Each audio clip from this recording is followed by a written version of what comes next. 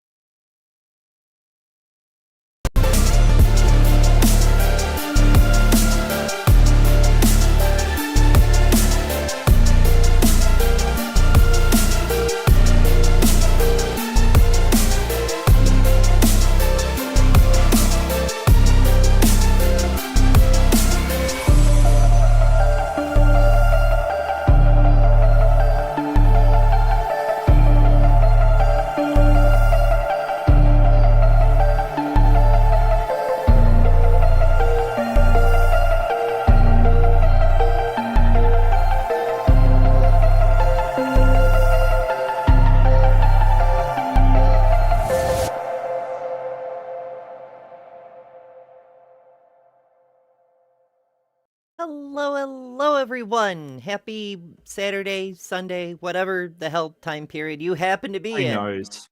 Could be any time. Who It's knows? true. At It's true. some indeterminate point, yes, indeterminate point in time. Hi. Yeah. Well, there's also a lot of future people who stop by who watch these after the fact because Well, we're that at a is very true. inconvenient located time slot for some people who prefer to watch other Mm, shows, which is fine. that's That's why it's true. here in the future. But we do Mhm. appreciate when people stop by and hang out with us, throw their opinions in the live chat. Sometimes we learn new things that way, and that's really fun. Oh, So if absolutely. that describes you, make sure you're subscribed to my channel and Mark's because we do these on both. And join us in the live chat sometime. We'd love to see you. How are you today, my dear friend? Oh, I'm good. I just got up again. Yeah, it's been great. It's been a really busy week. Like I've just had the thing with Dr. Dan and the debates, and just a very busy week, I guess. So hopefully next week will calm down a bit. Like calm down a little. Although I do notice that I've got a debate coming up, which is fantastic. It's against Jim Bob, which is not fantastic. No, Ooh. what it's interesting is yeah, I know, but it is on evolution, which the only one I've seen him do is Planet Peterson, and it was tragic. It was really tragic. I really think he needs an education on what evolution is. So I'll try to do that, in spite of his objections. But um, I think that I don't think there's a time I don't learn something new. Having a chat there and sort of talking. I was thinking about it while I was talking. I always learn. I mean, it might even just be, "Hey, you're mispronouncing Antarctica completely incorrectly, and you need to change your silly Australian ways." Excuse me, I'm closer to Antarctica than you are. All right, I'll pronounce it any damn way I want. Yeah, I've gotten a bit belligerent in the time since the show started. Maybe that's the mood I'm in. I'm not sure. We're But feeling speaking of feisty today.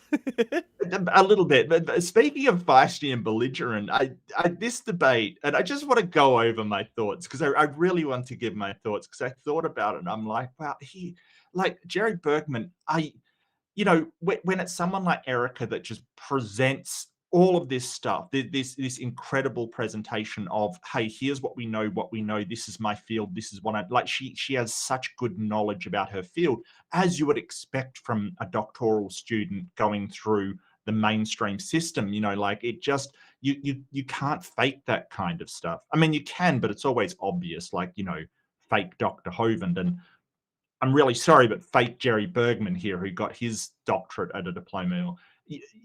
It kind of like someone was talking and they were going, "Oh, this debate was like elder abuse," and I'm like, it kind of is. Like she is really, not through any kind of malice, but she really is just kicking his ass. Like the fact that he's contradicted himself because she's already addressed most of his objections up front. So he's had to really couch what he's been saying because it's in direct contradiction to all of it. It's so interesting that she, I don't know whether she prepped for this, like watched a lot of his stuff and set it up, or whether Erica just knows what the objections usually are and address them up front.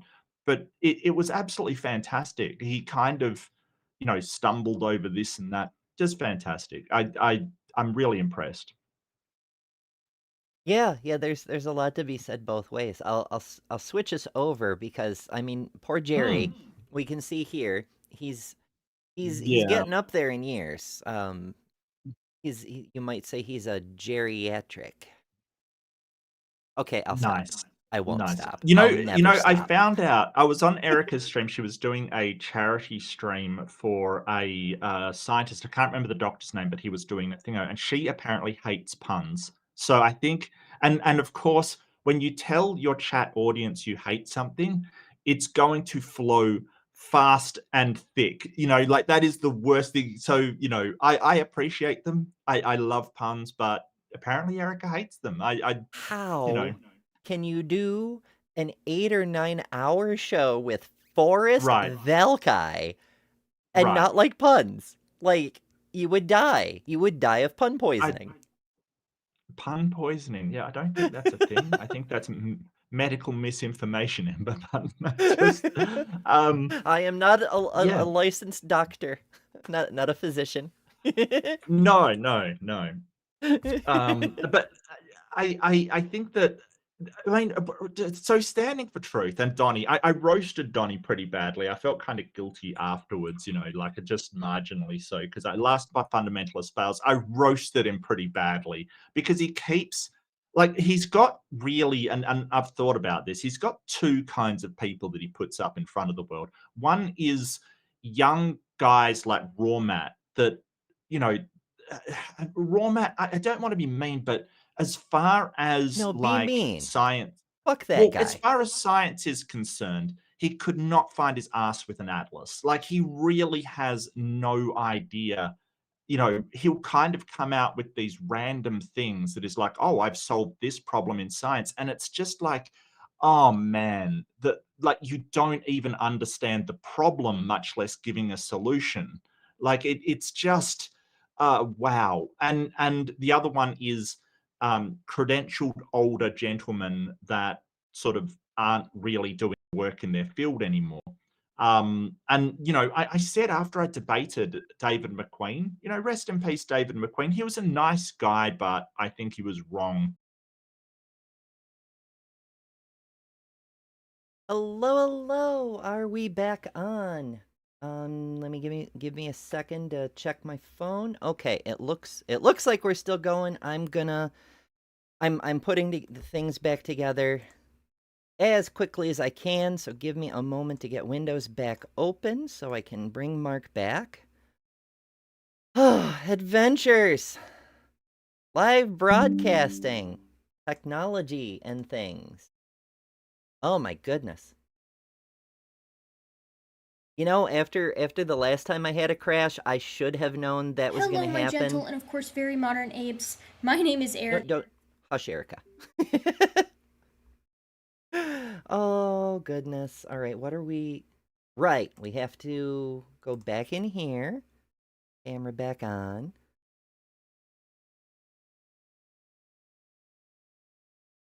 Okay, now Mark is loading. Or am I loading? What's happening?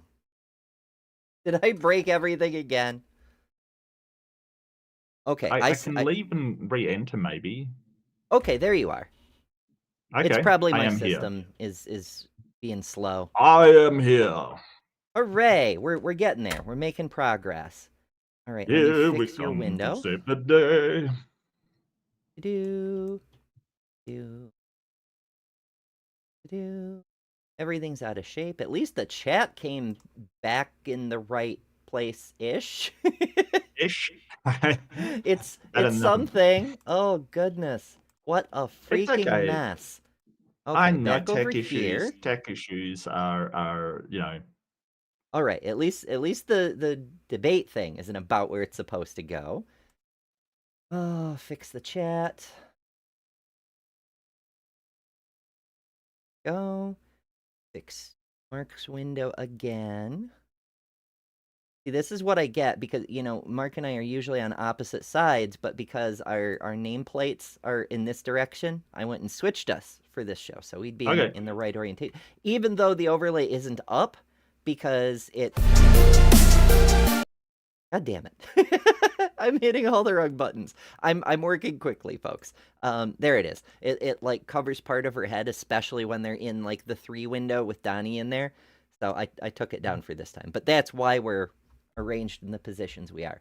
But it Oh, looks like look, I'm happy in any position, and as I realize that, someone's gonna clip that, and Oh,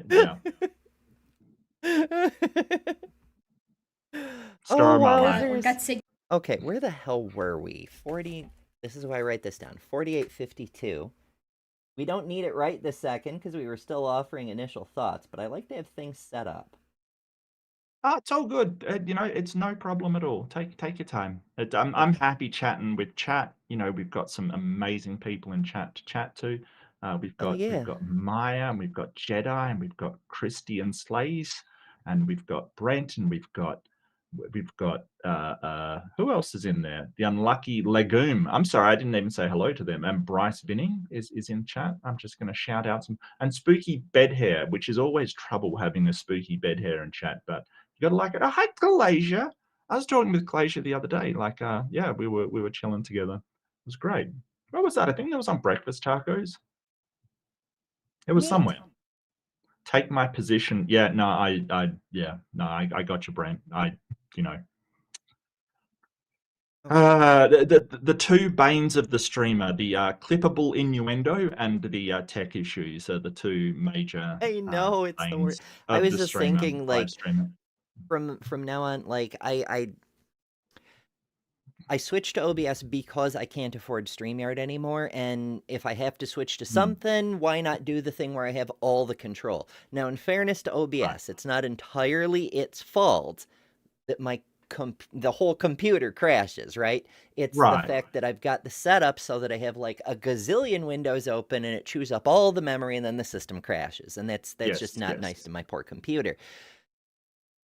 But I don't know. This seems to happen a lot when I'm doing so many windows. I think it might be better to just do it in StreamYard and let there be the stupid tiny little logo, because the main problem with StreamYard is the free version. It gives you the logo. It limits the participants to 6. It limits the you can only stream to the 1 destination, no co-streaming, all those restrictions. But if we were on StreamYard with all that in mind, when this system goes down, I can literally just log in from my laptop and just continue the show from there, Yeah. But now I do have my laptop set up, so if we go down again, we shouldn't. This usually only happens at most once a day. But if it does, I can switch to my laptop and we'll just start a new frickin' stream from stream. Okay. Yeah. Hey, I'm up be for whatever. I'm up for whatever. I don't We'll make mind. it work. Yeah, we'll make it work. It'll work. Give us some love, chat. Give Ember's computer some love, because seriously, it needs it. It needs it. Pots and pairs. No, it's totally fine. Look, I've noticed OBS is wildly, it's not very stable at the best of times. Like I've noticed that I've got a very, very good rig, and it still is, kind of sensitive and hard to use. I don't like how sensitive OBS is to, any kind of loading up any kind of program or changing your window. It can be very sensitive and unstable. So it's not your fault. It also is a bit greedy as far as memory is concerned, especially when you're playing back stuff, far more than it should be. So it's a weird one, and I don't know how. No, I know how it became the main program used by streamers. It's because it's free. That's why. It's free and it's really powerful when it works. Oh yeah, but it can be, just inside baseball, it can be very touchy with what you're doing. Even with, like, I've got 32 gigabytes of RAM and it still is touchy, depending on what I'm doing. So Yeah. Yeah, but you know what? I blame Dave over at Captive Desk. It's ultimately his fault because I popped in on his stream before we started here, and like the Yeah. second he became aware I was in chat, he played me a birthday song. And Yeah. it was a song about sparks and fire, and there were so many flowers, and all the people were saying, because my birthday's tomorrow, hence the birthday stream tomorrow. Is And that the so birthday all these day people are saying tomorrow? happy birthday in chat, and it made me fucking cry, and I probably Oh, dribbled onto my sweetie. motherboard or something. Oh, look, happy birthday. And is it your actual birthday tomorrow? Yes. Yeah, well, I won't sing you anything because people hate that. But happy birthday, my friend. That is Thank you. awesome. I'm glad that you escaped the womb at whatever how many years ago it happened, and that is amazing. And I'm so glad you get to be yourself during your birthday. Is how amazing is that? That is awesome. Yeah, same. Like, oh my goodness. Yes, this past year, it was my favorite birthday because I was like, me, which, is neat. So yeah. Oh, Leo's a fan of Augustness as well. Nice, Yeah, nice. we're gonna I'm blame Bigfoot. October, so Hmm. yeah, yep. I'm Hmm. October. October's amazing. I love. Oh, October's my favorite month. Because up here it's peak autumn. The foliage does its thing. The pumpkins are ripe. The weather changes. All the bugs go back to hell, but it's still warm enough to wander around outside. Sometimes you need a light jacket, but it's Yeah. fine. And it's just so wonderful. Hmm. We don't get so much of that. Like, there's still some deciduous trees that turn, orangey, but yeah, not so much. Not so much. Plus, it's our spring. Isn't that wild? Yes. Like, just think about it. Like, yeah, it's going to be our spring, not autumn. It's wild. Yeah, it's the reversal of things. I mean, so in one respect, you're in the future because it's tomorrow, but in another respect, you're in the future Yes, because seasonally, it's the next year, kind of. half a year, half a year. Yeah, yeah. So you're already But is past that I'm seasonal. behind half a year, or Right, am I in right. front half a We year? our new year is in the middle of winter, so my transitive property is saying since you went through the middle of winter, you're now in next year seasonally. But your new year is in the middle of summer, so it wouldn't track. Yeah, yeah. No, I get you. I get you. Look, I think it's just time is time. Like it's all relative. We Happy made it up birthday, anyway. It's fine. Leo. Leo did have a birthday on the first. Happy Yay! birthday, Happy mate. birthday, Leo. Give you a Happy big very shout late out. birthday, but happy birthday. Yeah, Yeah, yeah. Lunasa. That's a great auspicious day for a personal holiday. A Yeah, and Leo, solaversary. if you're not subscribed to Leo, definitely check him out. He's been over on Breakfast Tacos as well. I saw him over there as well as Kalasia, and he's been kicking ass on that show. So yeah, I'll plug a link for Leo. Check him out. It is physics, philosophy, damn good, damn Oh good. yeah, we've seen. Did we review one of Leo's debates? I remember he went to one of the debate cons, and I think it was Witsit he took on in person. I'm not sure if we covered that or That not. would have been funny. Yeah, that was funny. Yeah, that was hilarious. Mm-hmm. But yeah. Yeah, good stuff. All right, but speaking of debates, we have one. Yeah. This is part two. Part one was the openings. We're about to start the rebuttals, and before everything went to hell, Mark, you were Mm, opining about how Erika is educationaling and Jerry is mm. resisting. You Well, it's can't make more me like learn. it's more like his opening touched on the AIG talking points, but she seems to have covered most of them already. So it's kind of this weird backpedaling kind of thing, like um, you know, uh, uh, sort of saying, "Oh, well." here's this, but it could be this way as well. Like, because the thing that he's putting out there really has been addressed already. So he sort of said, oh, it's complex, but there's simple things, or it's simple, but there's complex. And it's just like this couched kind of, well, you can't prove it's not God kind of deal. Like, it really does feel like that from the first thing. First one's available on my channel, by the way. You can go and check it out if you haven't seen the first one. It Yes, was yes, it's interesting. But linked in we're the up. description as well. Are we up to? Is it rebuttals or open dialogue now? What are we doing? Just rebuttals. We only got through the openings last time. Okay.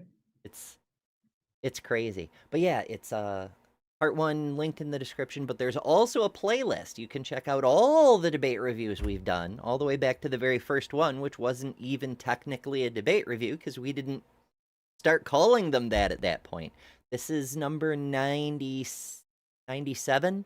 Yeah, I'm fairly sure, but details. And we do have something special cooked up for number 100-ish, since these tend to be multiple parts. We're aiming at 100, but we can't be sure where the dart's gonna land, Yeah. But it still should be pretty neat. Alrighty, are you ready to dig in and get a big old slice of... Absolutely. Hell yeah, slice of Gibbon, I guess. I should have thought out that. Let's get Gutsick. Let's do it. There we go. Yay. Now, for the rebuttals, we have 8 minutes each to respond to each other's opening statements. I don't hear anything. I will start see the Donnie timer. talking, but I don't hear anything. Maybe it's coming over the... Oh, it's fine. Is there a reason why I don't hear anything, though? I don't know. Interesting. Let me... Yeah, no, you can hear it on the video. StreamYard. 1 second. Okay, got you. Okay. No, that's not it. Yeah, when it reset it never came back up in the pesky window. Yeah, I mean, the audience can hear it, but I doubt I'll be able to provide any kind of decent review or criticism on something that I don't know what they're saying. Look, I presume that Gutsick Gibbon just said something amazing, but I... Oh, Donnie's just saying you're gonna have like 8 minutes each or something. Oh, I don't need to hear Donnie. I don't need to hear him. That's fine. That's fine. Yeah, because I'm a couple seconds behind where we actually need to be, but it's all right. We'll get there. It's a good thing there was the buffer, because why is this not going all the way to the... Oh, I know what the problem is. I have your window shifted when I added this to the stream. I gotta fix your window again. Your window was actually in the right place. I just was missing things. It's fine. Technicalities and things. Cool. See, little behind the scenes. There's my OBS window inside the StreamYard where I'm capturing Mark. Okay, I have now become OBS. We have fused into an AI. It's true. It's true. Mm-hmm. Okay. Now, hopefully, we're good, and we'll find out. For science! For science! Again on, let's say, your first word. 8 minutes, Erika. Okay, hold on. Set my timer on my side so I can keep track of it too. So I actually had a weird moment during that, because I had to check to make sure that I remembered the title of the debate properly, right? Like, I actually thought maybe that was on my end, because the title of the debate is, "Do hominin fossils support human evolution?" And while I appreciate Jerry's presentation, and I've heard it before because I've watched all his previous debates, and I've also watched his private presentations, that's not what the debate is about, right? We're not talking about mutations tonight. We're not talking about the waiting time problem or any of that. We're not even talking about genetics. And I wish we were talking about genetics a little bit, because I heard Jerry mention the Jeffrey Tompkins' work in that. And I personally debunked Jeffrey Tompkins. I personally checked all of his methods. And when I published that work online, Dr. Robert Carter, another young earth creationist, double-checked my methods, and through a series of events, confirmed that Jeffrey Tompkins' methods were incorrect, and the 85% number is not an accurate number. Now, Jerry cited...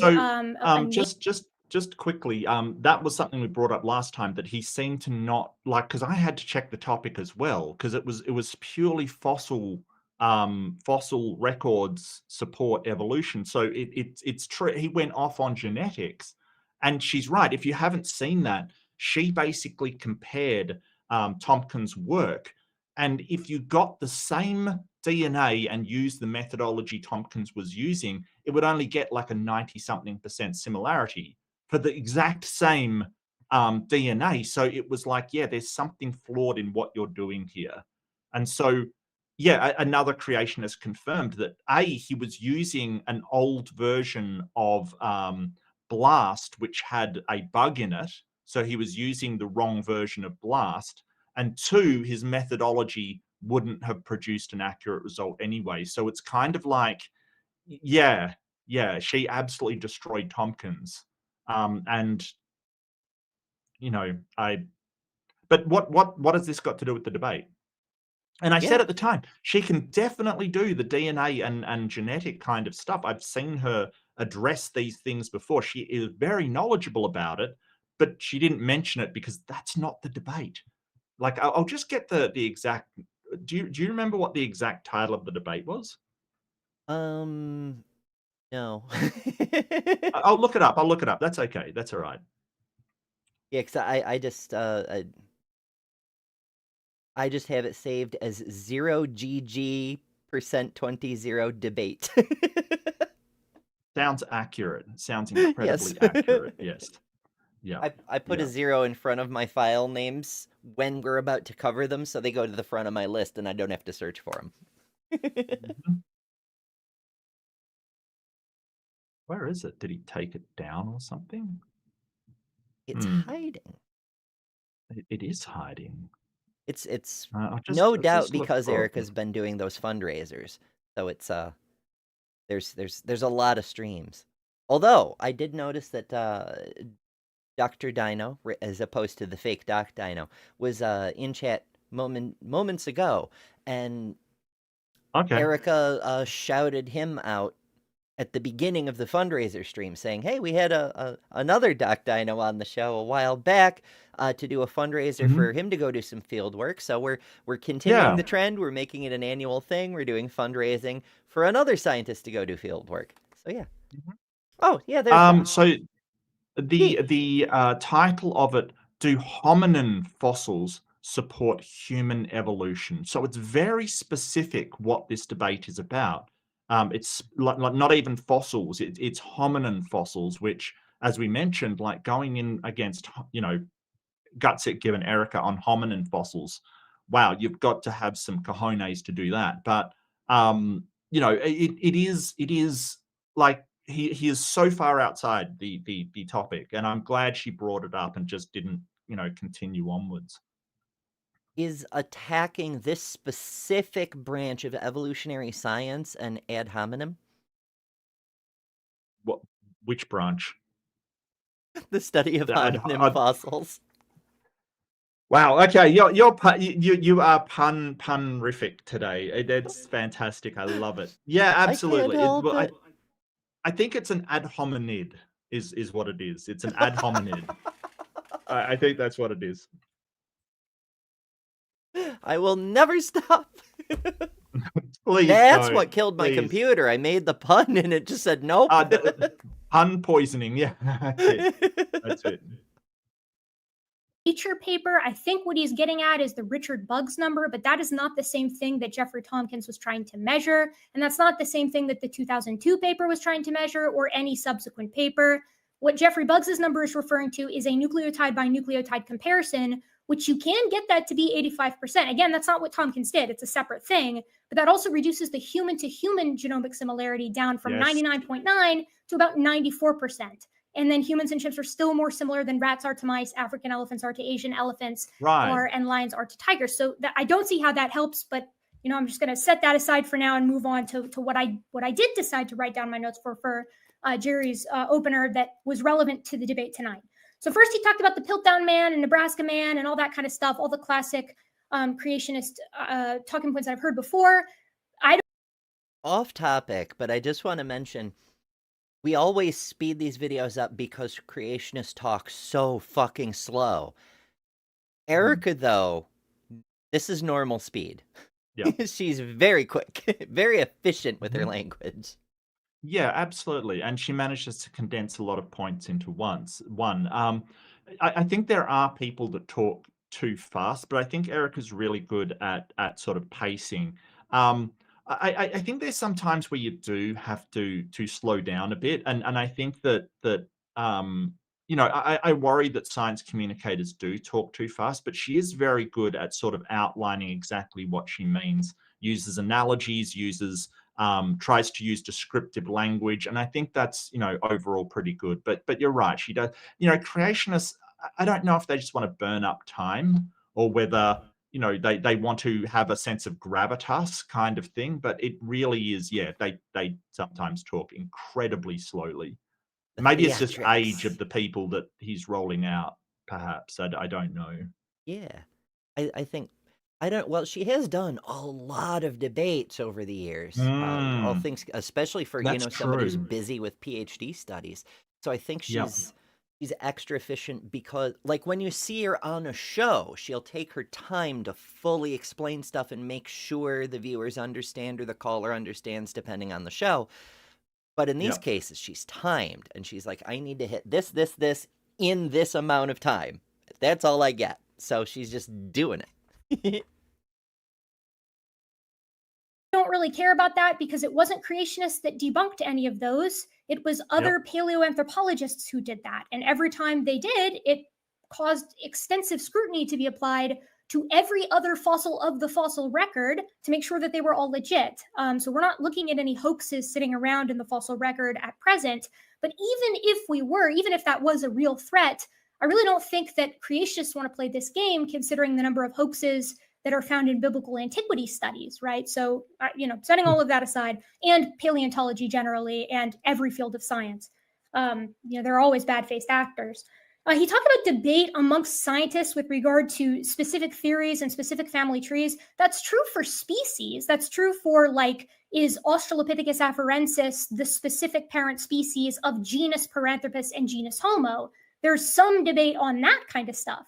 But what there is no debate on in paleoanthropology, and what the topic of tonight's debate is there's no debate on human evolution being shown from basal Miocene ape-like ancestors in the fossil record. All paleoanthropologists agree on that, and all paleoanthropologists, to my understanding, also agree, and I've done plenty of deep dives on this, that Lucy or Australopithecus was bipedal, which means you have a bipedal hominin, a bipedal ape with all the characteristics that make a human bipedal, with an ape-sized brain, but slightly larger than that, and some aspects of its teeth are human, and some aspects of its face are human, and other ones are more trending towards Miocene apes. I'm using human here to mean trending towards genus Homo.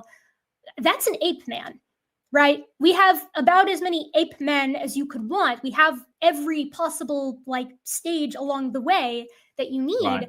And creationists hardly ever talk about them. Or when they do, they'll say, yeah, okay, maybe Australopithecus was bipedal, and maybe the brain case size does overlap with Homo and with previous hominins. And maybe you can find transitional bones in every single transitional specimen, but that doesn't mean that evolution happened. And to that I say, yes, it does. Unless you can provide an alternative hypothesis that is testable, that explains the data better, then that's where we're at, right? I mean, evolution made this prediction, and every single subsequent hominin has continued to support that prediction in full. I noticed that Yeah. And All just of worse, them. yeah. Worse still is they argue over whether it is a offshoot of humanity or an ape. That's where we've gotten to.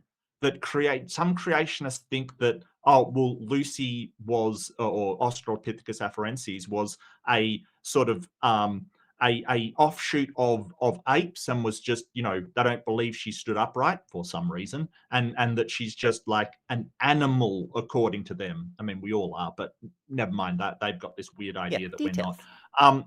And some of them think that she walked upright and is a offshoot of early humans that never, like, they literally argue, it is that it occupies a place that in between, like the mosaic features that in between, that the creationists will argue over whether it is a human offshoot that died out or an ape that was an offshoot of apes and then died out. Like, they literally will argue over it. So it's so far in between. And, you know, I just want to also say, love that she took notes. That is something I harp on about. Take notes, yeah. That's why she can go through this and really, really spank him. Yep. Yeah, that's one thing. I mean, I haven't done an online debate in a couple of years now, but yeah, take notes. Always, every time. Shoot, I had a note. I should have written it down. This is why I should write it down. My bad. No, it's all good. It's all good. Oh, Was I'm it to having do tip with of the tonguism again. the mosaic features? Was it to do with the Animals, right? Like it blows my mind that when you talk to a creationist, they will insist up and down humans are not apes. And then you say, right? Do you agree that we're mammals? And they go, well, of course we're mammals, but that's just how we're categorized. I'm like, okay, where's the disconnect? We're you know, we're vertebrates, we're chordates, we're you know, like we're mammals. Cool, you got us that far. At what point between mammals and apes do following the same criteria of classification fall off for you? You know? Yeah, and it's like, kind of weird that we, like, what characteristics do we have that wouldn't make us an ape? You know, like what is it that apes have that we categorize as apes that we don't have? And it's kind of nothing. It's kind of, they have to appeal to something highly specific to humans, like, you know, a certain body, brain to body ratio kind of thing, or the chin, something very, very specific, you know, or they have to appeal to something nobody's found, like a soul, or, you know, the breath of God or something like that. You know, they have to appeal to something else, because if you take the normal characteristics, okay, we're, you know, have this pelvis, we walk upright, we have this kind of skeletal structure, you know, we fall within the ape, you know, category all the time. So it's very strange that they're sort of like, well, we're not apes though. It makes me think of a Michael Behe video I reviewed a while back, where he was saying something along the lines of, well, humans are the only ones with whites around their eyes, the sclera. It's just humans and a handful of birds. And I just did a small slideshow of like chimps and orangutans and gorilla, like they all have sclera. You know? Yeah. I'm like, what do you mean? Yeah. Ay. Jerry talked not a lick about all of our well-preserved australopiths like SCW 573 or the Malapa hominins or even Turkana boy or the Dmanisi specimens or anything like that, or Ardipithecus. He mentioned varieties that they overlap. Yes, they do, because they evolved into one another, right? It's descent with modification. They're not found contemporaneous with one another all at the same time. You see these characteristics emerge through geologic time. And lastly, he talked, Alicia, a lot about mutations. I guess really what I want to say, and I'm going to end my rebuttal early because I don't think that I can, I mean, you know, you guys know I can fill the time, but I'd rather move the remaining time to the discussion because I'm really at a loss here. I want to talk about the bones, the fossils, because that's the title of the debate. I have a PowerPoint presentation where we can go over bone by bone by bone if Jerry wants to, and I can show, because I know Jerry has a medical background, right? I looked up his degree, so I know that he will be able to appreciate the fact that Australopithecus has an anterior inferior iliac spine means that it's probably bipedal in combination with the rest of the suite of characteristics. So I'm going to kick it back to Jerry for his rebuttal, and I'm going to request that when we move to the discussion, I want to talk about Australopithecus. I want to talk about Ardipithecus. I want to talk about Homo habilis. I want to talk about Homo erectus, sensu lato or sensu stricto. And I want to talk about like whether or not we see human evolution through those fossils. Erika, thank you very much for that rebuttal. Yeah, it's annoying. It's annoying going into a debate and having, you know, you're prepped for the topic of the debate and the creationist will just go off on some wild tangent. You know, like I get that sometimes the last debate that I did was like, you know, evolution versus creationism. What is the proper perspective on I mean, it's such a loose title that could cover any number of subjects. I totally get that. And I'm fine with that. I'm okay with that. But this is very specific. So when you go into these things and then they go off on some wild tangent of, something just tangentially connected to it, like, genetics, as Jerry Bergman wants to go into, it's very annoying, because you have, like, when you go into a debate, you have the things that you want to talk about already plotted out, and you would hope that they are things that are directly addressing the question. I don't mind tangenting that much, but yeah, Jerry spent he showed a few slides of a couple of hoaxes, and then the rest was genetics. It's wild. Yeah, I suspect, not to accuse people of bad faith, although some of them definitely are. It Possibly. strikes me as a tactic, because we see it so often with creationists, where they will, scatter potential red herrings all over the place and see what you go chasing off after.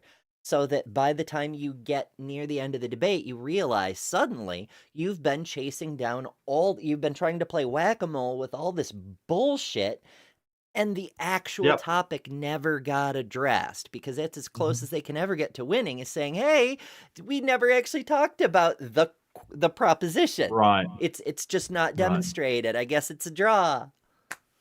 And I've certainly fallen for that in at some points as well. We never actually got to the topic kind of thing, or if it is something like, I mean, flat earthers, it always is amazing how often young earth creationists, the way that they handle debates are so similar to flat earthers, because they will want to talk about, that they will go into it and they'll want to talk about the globe earth and what this, and they will never want to talk about the flat earth, which is usually the subject of the debate. Like it's kind of, they will only want to talk about the globe model and never talk about the flat earth and what we should expect to see and what we do see.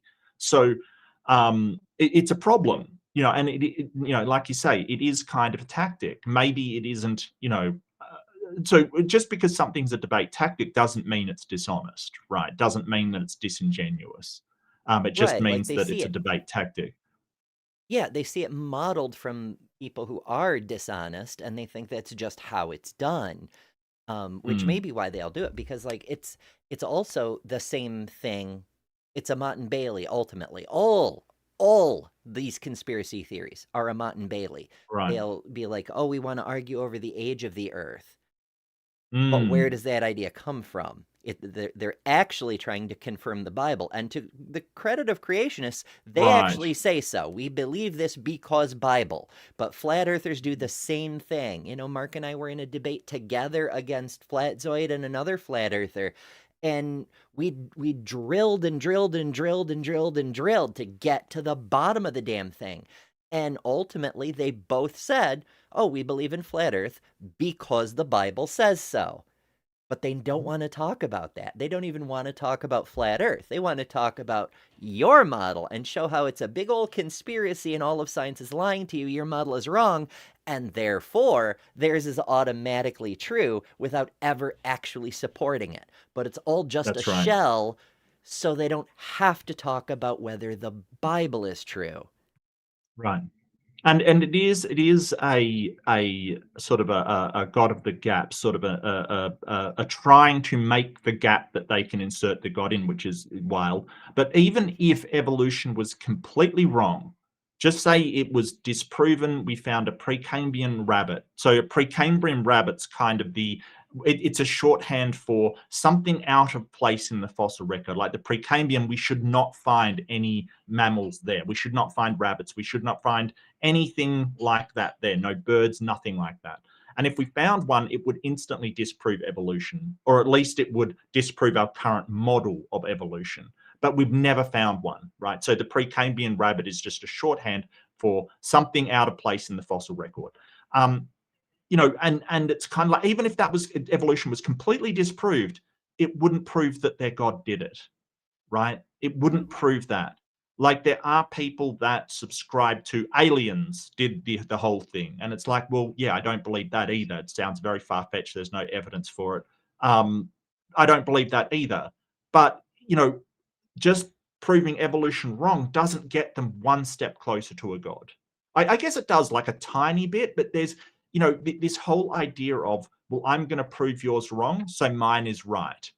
No, no, if those are the only two options, sure, but they're not the only two options on the table. There's a whole host of possibilities. So it doesn't really get them to where they want to go.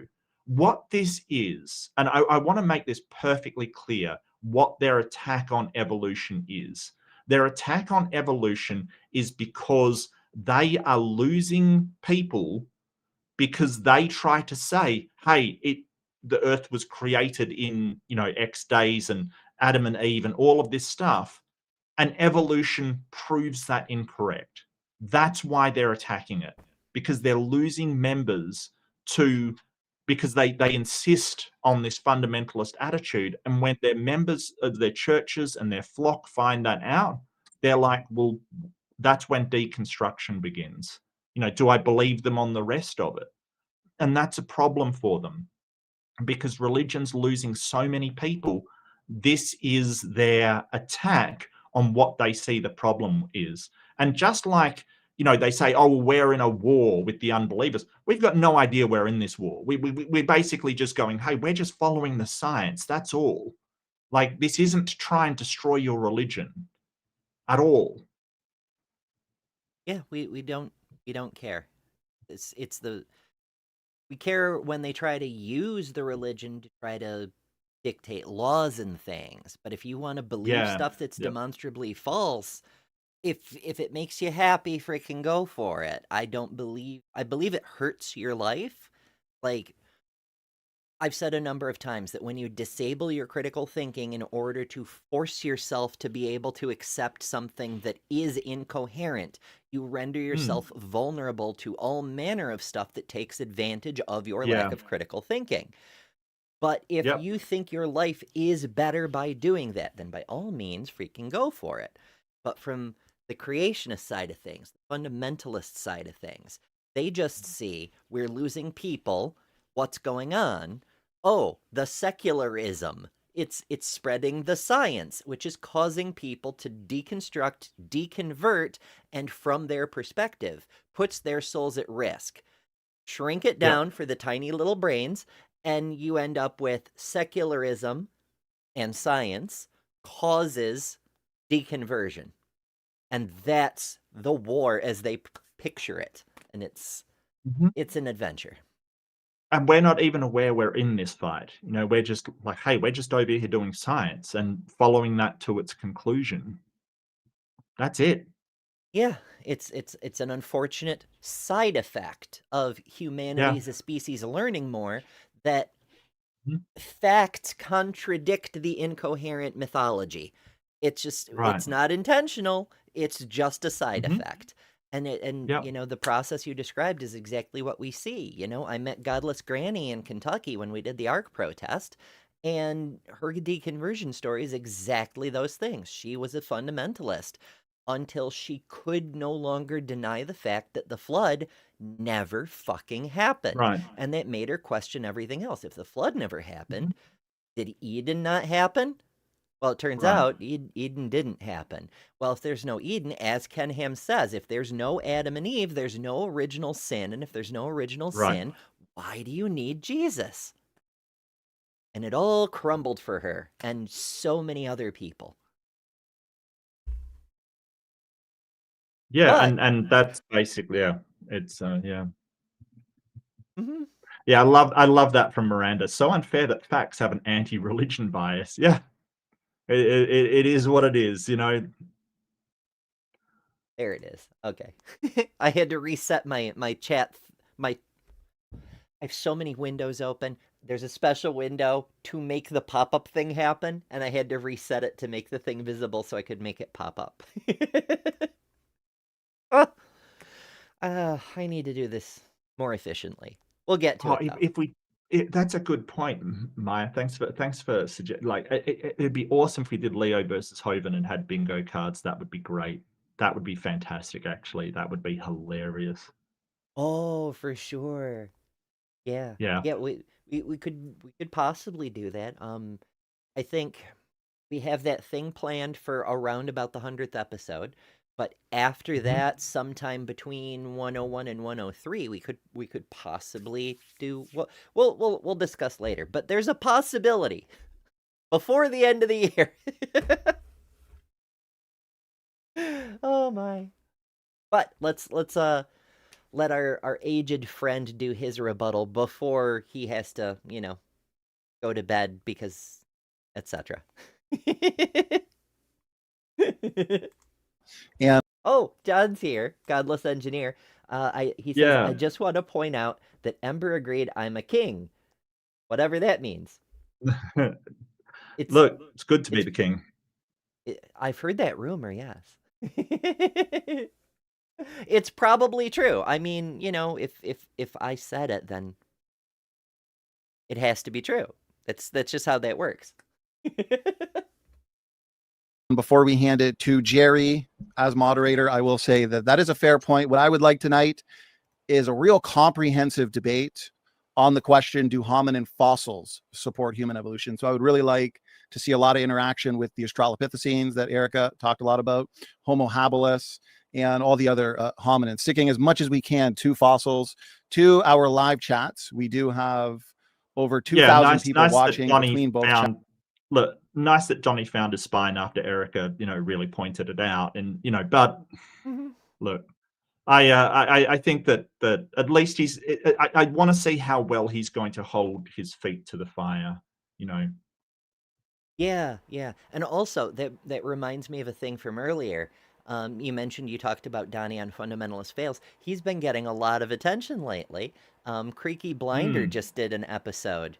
I don't see Creaky as often as I used to. I blame the algorithm. But this one showed up, and in fairness, the episode was mostly about how Sam is a fucking idiot, but Donnie got some love too. And it's just Creaky's always amusing. Yeah, absolutely. I mean, I basically took him to task for not necessarily everything he says, but he has such like random people on there saying the most random things. Like it really is, and he will have people on that disagree. Like, for instance, the heat problem. Like, there's people like McQueen, rest in peace, rest in power, David McQueen. But he had one idea of how to solve, and then another person has another idea, and Donnie will have them both on and endorse them both, even though they're contradictory. Like, I don't know how you do that. It's wild, right? He believes the Bible. It's got 4 different contradictory stories of how Jesus rose from the dead, and he believes all 4 of them. Yeah. So, Well, yeah, that's true. That's true. But I think that Donnie, I think that he is too eager to put people on if the conclusion, rather than sort of support any one sort of methodology for finding that conclusion. It's just, oh, they come up with God, that's fine, onto my channel you go. And then you have people like Rawmat saying that the Okla nuclear reactor in Africa, the natural nuclear reactor, was started by lightning, and it's so bewildering how like you can put that up on the internet and keep a straight face afterwards. It's just it's wild to me. And I mean, I've covered other stuff by him, like a medium saying that she contacted spirits and stuff, like real just wacky stuff that no. And the thing is, the thing that gets me is that his titles for it is like, incontroversial evidence for the supernatural, and he has some lady saying that she's a medium and contacted a ghost, and it's like, what do you mean? Like, what evidence? It's so wild. So I think Donnie partly is playing the algorithm. I think partly he's just getting anyone that can reaches the same conclusion as him. I don't know what he's doing lately, but I roasted him a fair bit. I don't have a massive problem with Donnie. I just think he's so wrong, and partly he's doing it for the dollary dues. Sorry, Donnie. it's a Oh, non-zero possibility. But speaking of dollary dues, I do have to send some thanks in that regards. Godless Engineer has become a member of Cinder. It's I believe that's the second tier of membership that gets access to all the exclusive members only videos, early release for new videos before they come out, usually 7 days, sometimes more. So on, like there's a bunch of different perks. And then also gifted 5 memberships, and those went to Jessica, the Transmetal Alchemist, Karen Butcher, Robert Madewell, Eli Steck, and Milwaukee Atheist. And Harder Gamer joined Match. So awesome. Welcome, new membership holders. Enjoy. Everybody, all levels of membership, get access to the custom emojis, which were voted on by the members. There's a few of them. There's I don't know why my eyeball is in there. Like I said, it's voted on by the members. I don't make the rules. I just supply the emojis. Because you can put 2, and it seems to be looking at the person above you. Like at the moment, I'm looking at, they seem to have vanished. Okay, let me do it again. I'm now looking at Harder Gamer. You know, like you can because they seem to be pointed slightly upwards. I love it. You can just look at somebody. I'm looking at you, Heinrich. But yes, at least you're John. running a democracy Welcome, over there. I've got a total totalitarian system on my channel where I just throw up whatever occurs to me at the time. So kudos. Well done. Most people do. It's I mean, and you know, all fairness, that was honestly just a thing I thought of that would be fun and might be an additional perk to bring more members, because I was trying to get as many members as possible so we could get because people love emojis. I love emojis, and I love all the various. My favorite feature of having a monetized channel is the ability to forward streams. For example, this stream will, assuming they're still live when we wrap up here, send everyone over to Dr. Kip Davis, who finally has a freaking book for his show, Budget Scripture Saturday. Yeah, and I bought his book last night. I lashed out, and it was very expensive, but definitely worth it. Kip is amazing, and you know, God's Propaganda is just such a title that is just awesome. But I bought his book, so that will probably be here in about 3 months. I'm joking; it's not going to be that long, but it does take a while to get to me. So I think I might do a review of that when it comes through, and say what I think. P.S. Everyone knows that Dr. Kip Davis has written no books. Look, I have an Amazon page telling me different. Thank you very much. It's a conspiracy. Amazon is lying to you to hide the truth. It was a Kip Davis bot, is what it was. It was all AI written. That's right. Yeah, absolutely. I mean, Paul Agia says the whole thing is just filled with old newspaper cartoons. So, you know. And Paul Agia would know because he got an advance copy, so he could do the description on the back. Yeah. Did you shout out Harder Gamer also joined the community, joined the memberships, threw themselves on the fire? Did you shout them out? I sure did, but I will again. Oh, sorry. Well, again, all right. Why not? Twice. Even twice. Harder Gamer. Sorry, I'm trying to be helpful. I'm trying to be helpful. You always spot things that I miss, and I'm trying to pay back the favor. I might actually miss more. It's all good. I don't by any means catch everything, especially when I'm fighting my entire computer system. Yeah, absolutely. Well, we both know you're the organized one of this partnership. We both know that, like, seriously. Well, sometimes. Harder Gamer says, I like the channel, and I think this is the first time seeing it, as I think that was a different one I saw Ember on. It's possible. A bunch of us ladies have taken over in a piratical fashion the time slot for the Daily Atheist Morning Show while Chris is on vacation, and we've been streaming on all of our channels because sees the means of production or something. We're probably... I only have the technological capability to do that through Tuesday, and then Chris comes back on Wednesday. So I guess the timing works out, but we really enjoy doing it. So we're probably going to set up a channel for that, and then all of us will do that together. Yeah. And maybe everybody will make clips or be broadcaster. I don't know, but look, I mean, you even stole part of his talent and stole Ryan from him, you know, so that's amazing. But I was saying to Maya in the chat today, Piracy. like there are so many panels with just, you know, cis white guys and, you know, one woman as sort of a token of, yeah, it kind of, it's really good. And that's why The View came about, because they were kind of, you know, sick of just panels with guys on. Like, I'm really sorry, but there's a predominance of them. Earlier this week, I was on a panel over at Simos Funks with just guys and one woman on, you know, so I think it's great that, you know, more representation is coming. I love to see more representation. Bring it on. I want to hear from the world, not just one segment of it. Yeah, for sure. But to answer the question, the whole reason I go on that tangent is you probably did see me on another channel, because we were on like 6 different channels out of the 7 of us. Yeah. So we Could were have been everywhere Myers, yesterday morning. could have been Apostate Sisters, could have been, I mean, there's some amazing people on that panel. There's Maya, Apostate Sisters, yourself, Bree, Hive Science. Who else was on there? Ryan from her own channel, Ryan Cultastic, also from Daily Atheist Morning Show. She does appearances on there.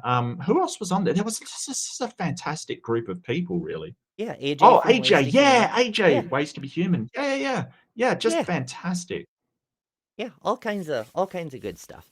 But yeah, I mean, statistically, because I can see where all which channels the numbers came from and whatnot, and it was nearly a dead heat. Some moments in the show, one pulled ahead and another fell button. So there was fluctuation, but generally speaking, it was nearly a dead heat between Ryan Cultastic's channel, Maya Adkisson's channel, and the Apostate Sisters channel.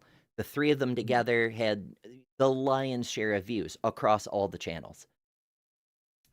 Were you streaming it? Oh, yeah. Oh, it didn't come up on my feed. A lot of us have, we share fan bases. We overlap. Like, a lot of people who watch this show also watch Maya's, and many watch Ryan's, and so on and so forth. And when you co-stream, one of the downsides is that people tend to gravitate towards the channel with the larger audience. They'll see, you know, their friends are on multiple streams at the same time. They'll see which one has more viewers and go to that one because there's more people in the chat to interact with. Yeah. And so it creates a gravity effect. The more people, the more it pulls people. But you know, it's fine, because inside, one of the advantages of using StreamYard is it gives us a united chat. We see all the chats. We can't respond to all of them, but we can see them. And so it doesn't actually matter which stream anybody's on. We can still communicate with the chat, which is one of the reasons we do lives. Yeah. That's awesome. Yeah. Oh, one with, okay. Clarification, one with 3 women. You may be thinking of Transpositions Weekly. That's on my Thursday nights, which I do with Bree, Stephanie Helms, and Carly Chardonnay-Webb. But sometimes there's only 3 of us at any given time.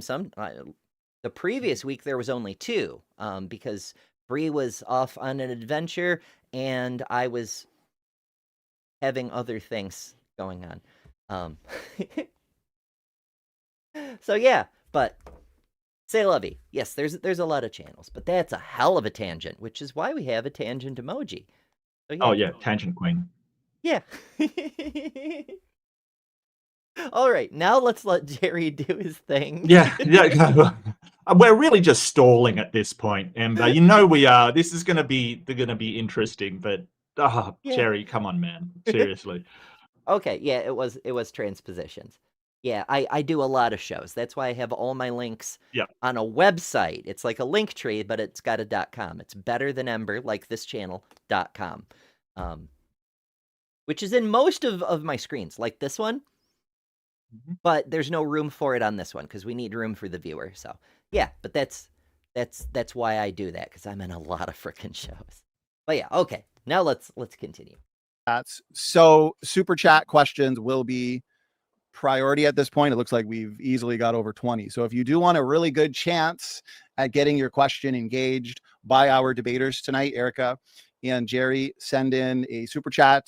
We are hoping for a good balance between questions for Erika and Jerry, and I'll bump those to the top. Okay, Jerry, we are going to reset the timer, and you have up to 8 minutes for a rebuttal starting now. Okay, I didn't have any problem with most of Erika's slides. I don't have any problem with, we have a variety of primates that lived in the past. That's not the concern. And I know we argue about the details of these primates, but that my concern is that there's one primate evolving to the other primate. My concern was the evolution from a highly primitive primate to modern man. And again, I don't have any argument with the things that Erika's presented. That's fine. I'm familiar with most of that. What I am saying is that you cannot go from one primate to the other by evolution, because there's no mechanism that allows the change from one primate type to another primate type. You can get mutations that have minor changes, very minor changes. Wait, what's the, so I've heard this before. Like, yeah, I don't have problems with mutations doing small changes, but it stops. And it's like, why does it stop? Like, why? What is, and this is something I've really hammered on Kent Hovind for, because he says, oh, it can't do that. What is the mechanism that stops those changes from adding up to significant change? Like, what is it? Because they can't seem to outline anything that would stop those changes from keeping on going over a vast period of time. Like, they just say it can't happen. Why not? Yeah, like they'll make an argument like there's adaptability built into the genome, but it can't actually change. Yeah, Maya's just cutting to the chase. Of course, it is God magic. It's just magic. That's all there is. We love it. It's an invention. It's weird. It's kind of this, well, there's this mechanism to stop it. What mechanism? We've not found it. And some of the leaps of evolution, like we've seen speciation happen in labs, right? Drosophila, which is fruit flies, really short life cycle. We have to use short life cycle organisms because obviously we don't have millions of years to test this, but we've seen significant leaps in evolution, like single cellular to multicellular, for instance. If that is not a significant change, I don't know what is. And we've seen this in labs. So what is the mechanism stopping these things from changing? You can't just say there's a mechanism. You have to actually show what it is. Because as far as we know, change. That's Dustin true. knows. that pesky book just gets right in the way. Yeah.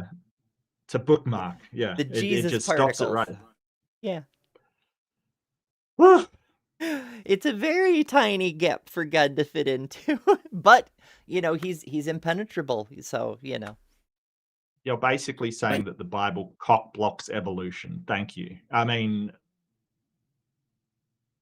it tries with human reproduction. Thou shalt not this, that's and thou true. shalt not that. That's true.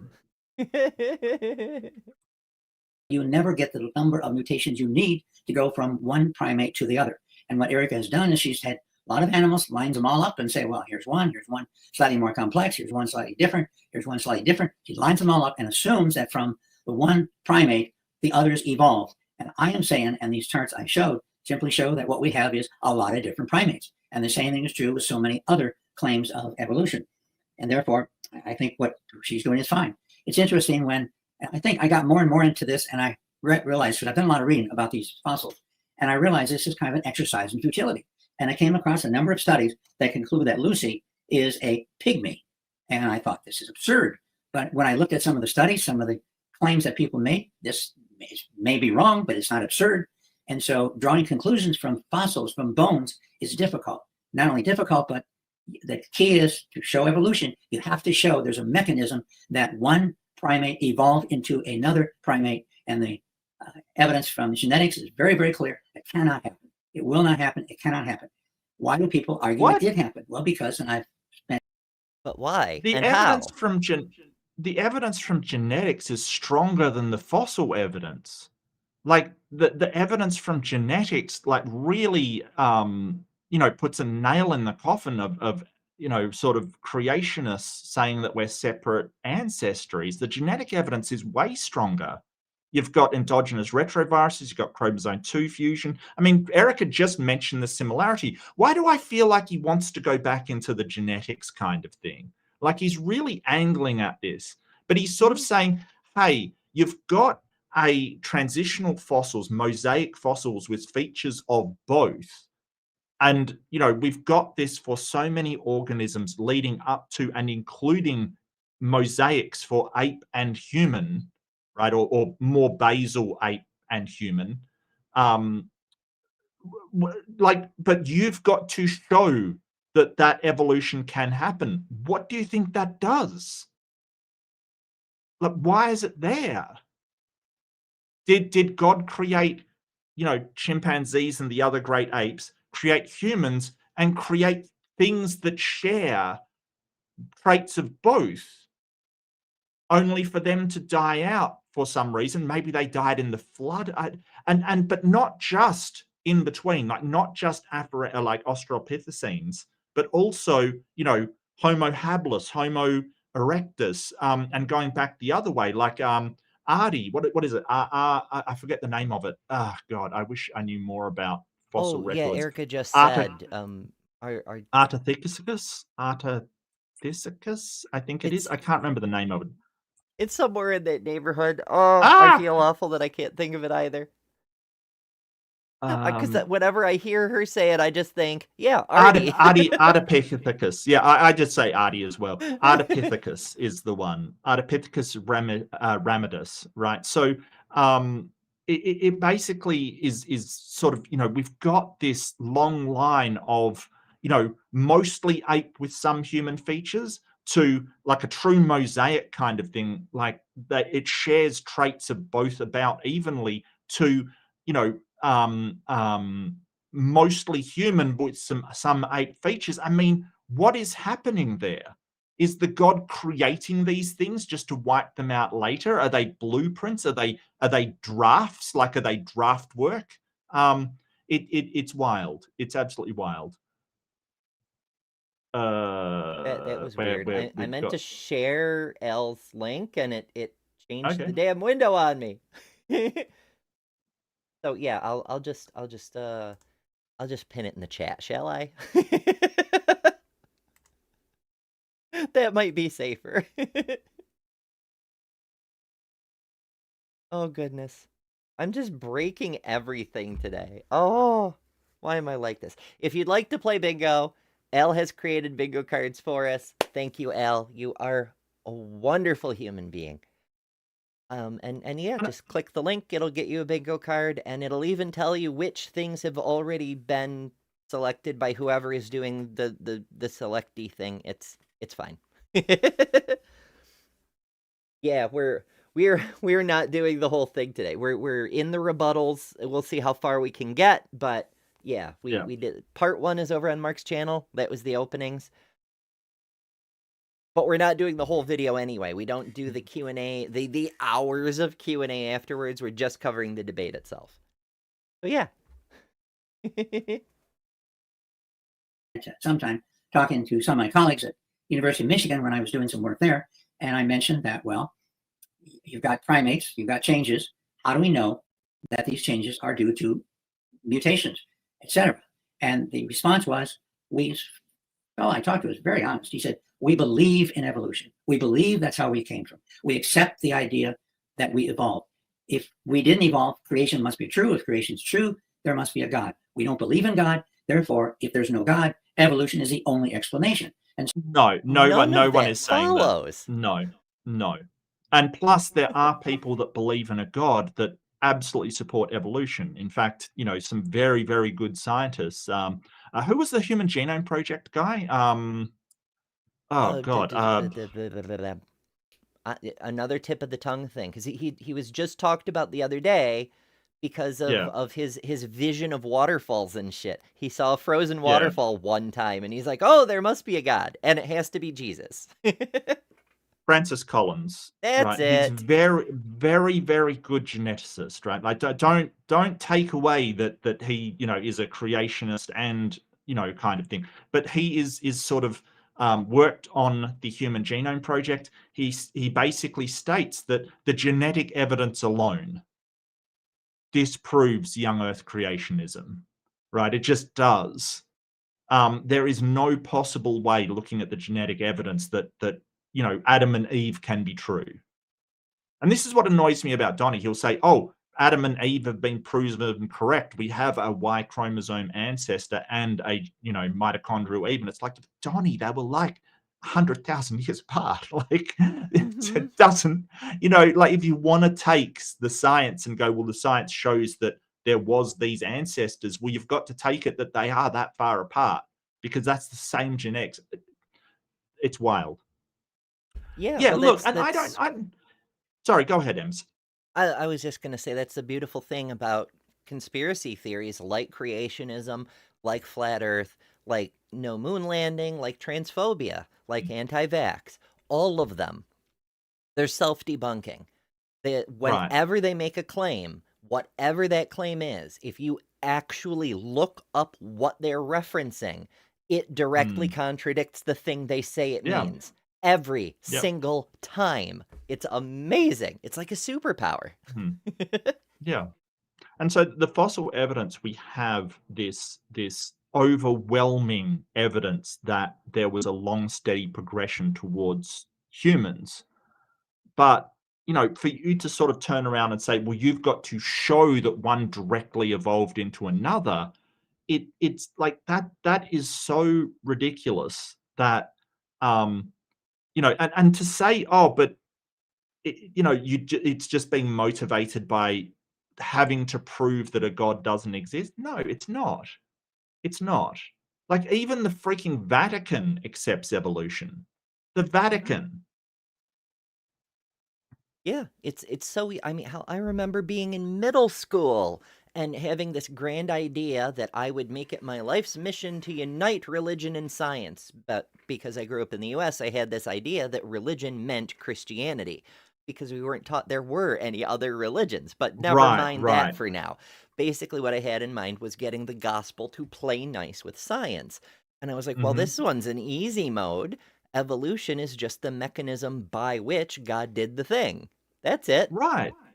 And a lot of Christians believe that. And at least they are acknowledging that's where the science points, like that is where it points. And overwhelmingly so.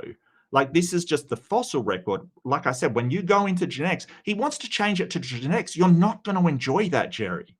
She can do it just as easily and probably more comprehensively with genetics than she can with fossils. Obviously, fossils is what she loves talking about. That's her field. Probably has a fair bit of more knowledge in that area. But she's no slouch on genetics either. You're not going to enjoy that conversation. So I don't know what he's doing. This is wild. This is simply it kind of reminds me of a genetic fallacy. You're basically saying, well, because this is coming from an atheist or from unbelievers, then it must be false, right? Number one, that's a fallacy. Number two, that's not true. It's not just coming from atheists. It's also coming from people in the field who are Christian and Muslim and Buddhist and Hindi. Jerry, what are you doing?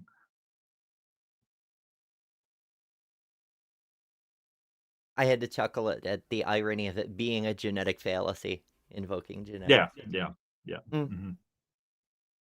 Well, So, genetic yes, you say fallacy is just origins. It's just sort of saying, hey, because it's coming from this source, it has a problem. And that's not necessarily the case, right? Just because it is atheists saying it, that's no reason for it to be untrue. Yeah, for sure. And I see a bunch more people are dropping by. I'm trying to highlight names and wave at people as they walk in. Yeah. But yeah, I want to mention Dave specifically because, like I said earlier in the stream, I dropped by Dave's show Saturday night at the Atheist, and as soon as I walked in, he played me a birthday song, and it made me cry, and I dribbled on my motherboard and killed my computer briefly. So I blame Dave for the technical difficulties earlier, but it made me fucking cry. I appreciate that. Thank you so much, Dave. It meant so much to me. Cool. I Hey, Dave. really appreciate it. Yay. Tangents. problem going from one creature to another creature, that the mutation system is not going to not do it. And we agree that's a problem. On the other hand, though, what is the solution? Your solution is God did it, and we can't accept that solution. Therefore, we have to believe, because we believe in evolution, we have to believe that indeed this one animal evolved into this other animal, even though there's a problem in the mechanism, and they've come up, of course, with different theories, gene duplication and a number, and genetic random drift and so on. But none of these really satisfy the clear evidence that shows that one organism can evolve into another organism. And so to me, all we're talking about now is a bunch of animals that lived, and that's fine. But it's not showing, indeed, we cannot prove, because of the problem of genetics, we cannot prove that one animal evolved into another type, because we know a lot about mutations, and we know there's no way that mutations are going to cause one primate type to evolve into another primate type. Although you can get minor changes, that's not debated. Certainly you can get many minor changes, but you cannot go. My guy, we've seen a single cell turn into a multicellular organism. My guy, we've seen massive changes over, but it has to be short life cycle, because we don't have, depending on how fast you produce offspring, it takes a long time. It's like sort of saying, hey, you don't know that Pluto's going to go around the sun because we've never seen Pluto go around the sun. Yet we do know it's going to. It's in orbit. We can calculate that from the observations that we have and project them outwards. Yes, we do know that. Yeah, and it's also wild that he's saying genetics proves this, when we know from genetics that on long, not even geologic time, just like the span of human civilization, right? Like Austin was talking about earlier on Dave's stream, is one of my favorite examples. Wild mustard. The same organism, the same genetic species that produces wild mustard is responsible for broccoli, kale, Brussels sprouts, and a dozen other vegetables. Right. Because it's artificial selection. Humans, our agricultural ancestors, selected for certain traits and changed its morphology. Now, every single human being alive would agree that those are different vegetables. They're different things. But genetically, we know they're all wild mustard. It's evolution, baby. Well, I mean, look at dogs. In the short time that we've domesticated dogs, we've turned them into a Great Dane and a Chihuahua, right? Like, the differences are incredible. And that's over a very short amount of time. Extend that out to like millions of years, and imagine the changes you can get. Life is very malleable. Like, really, it is. It can change rapidly or stay the same if it finds an evolutionary niche. Jerry. But damn it, Jerry. So just to identify the fallacy that he's using, okay, so let's nail it down. So this is an argument from incredulity, right? It's basically saying, I don't believe that that primates could change so much. Therefore, it can't have happened. That's I it. kind of see it as an argument from consequence, but with an omission. He's arguing it can't be true because it would mean my religion is false, and I don't want that. I don't want my religion to be false, therefore your facts can't be true. Well, maybe that's sort of his thinking, but that's not the argument he's presenting. He's saying we both know that that can't happen because of genetics, kind of thing.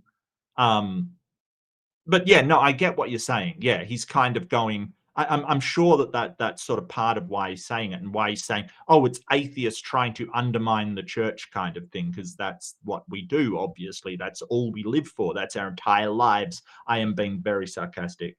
But, I really think he's presenting the incredulity, sort of going, we both know that apes can't change that much. Why not? Yeah, It'd be what do you interesting mean? to see whether he thinks that the other great apes are related, right? I Because a imagine gorilla, he wouldn't have a problem with that, but well, a gorilla is vastly different to a chimpanzee, and genetically it's further away from humans to chimpanzees. Like a gibbon to a chimpanzee is vastly different. So can they change that much? It'd be really interesting to see. Yeah, because like the entailment would have to be that every species, or at least every genus, was individually specially created and just happens to be really, really, really close genetically, Right. morphologically, with ERVs, all the things just happen to match. But Right. what is even cooler than ERVs and speciation? Oh, do tell. Super chats.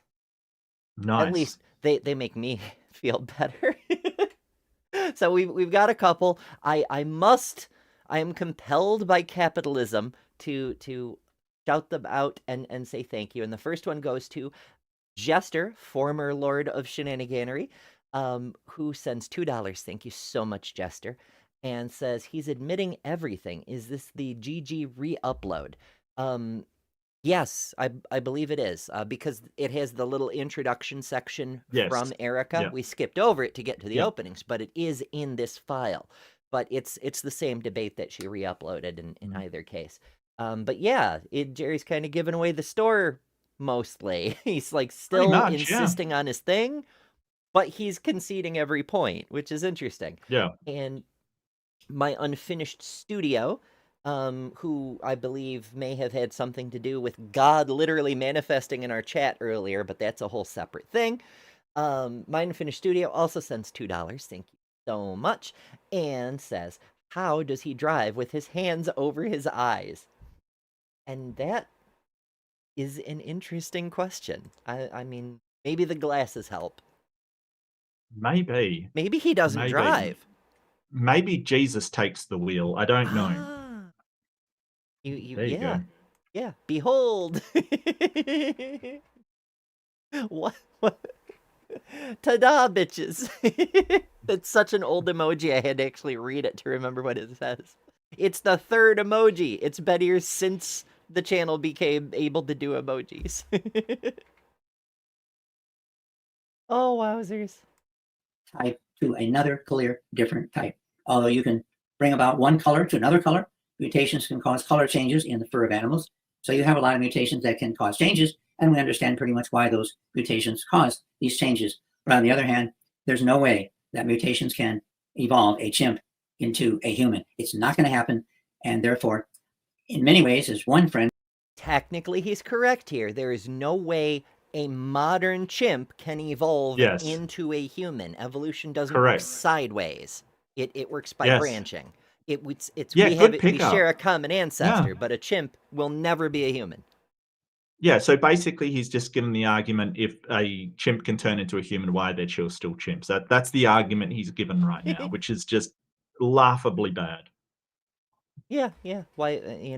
I mean, what if both of us came from English-speaking people in Europe? Why are there still English-speaking people in Europe? Right. Yeah. Good night, Rubix. Who was an atheist and an evolutionist said, the science leads me to believe there must be a God because evolution doesn't explain it. In fact, I wrote a whole book on this, and that basically talks about evolution, cases of people who believed in evolution and became creationists and believed in God as a result of studying evolution. And Erika did mention one thing, which was excellent, I thought. And Did that you is also scientists point out? Did he also point out the incredible number of people that used to be Christians and then stopped believing in God after they learnt evolution? Like, this is the thing about anecdotal evidence. You're basically saying, hey, this person was convinced because of studying evolution and became Christian. I would proffer that there's probably more people that were Christian, learnt about evolution and deconverted. There's been a lot of them. And I'm not saying that the other way doesn't happen as well, absolutely. But if we're going to base whether something is true on how many people it convinces, well, you're in trouble there, Jerry. A, it's an appeal to popularity, but B, the overwhelming majority of the world accepts evolution. And it's not even like, I could see him saying, "Oh, that's just bandwagon popularity, blah blah blah." But it's not just that people accept it. It's not just that people who specialize in this field accept it for reasons based on the academics in their field. It's Yeah. you can test it yourself. That's the beautiful thing about science is sometimes you need specialized equipment, sometimes you need years of education to fully understand the background you're working with. But if you really want to, anyone can go through whatever steps are necessary and test any of it for yourself. And maybe you will prove some part of the model wrong. And if you do, fucking fabulous, because we love it when you show, not just claim, not just assert, not just thump your book, but demonstrate we're wrong. When that happens, we change the model because we want to be less wrong. And we'll give And you I might awards point and out, shit. Yeah. he's sort of saying that it can't change that much. I mean, what has to change? Like, we need to break down what has to change, right? Like, if you're talking about the size, shape of the bones, density, all of that kind of stuff, that's already been observed in dogs, right? So what is it that has to change that between us and chimpanzees? Right, that we haven't seen in other organisms? I don't know. I'm literally asking. It's epigenetics. That's it. It's the epigenetics. It's the mysterious thing. Right, It's like right. it's like, quantum entropy. Yes, and the methylization tags that are behind the, you know what? I'm just gonna stop. I need to stop doing Yeah. creationist jobs for them because every time I You open do my such a mouth, better job. Like, seriously, I stop helping them. I know. Like a few months ago, I came up with something incredibly ridiculous, like the most ridiculous thing I could think of. And just a few weeks later, I heard somebody commenting. Well, I didn't hear, but somebody commented it in one of the Standing for Truth chats, and then Donnie read it on air, and I'm like half chuckling but half mortified because I'm like, oh no, my sarcastic stupid has become contagious. I'm infecting the Oh, dum-dums. no, that stupid was there already. It really was. Like, come on now. You know, it's the evolution of the stupid. Never The mind. stupid is evolving. Wow. I hope Ones not. who I hope not.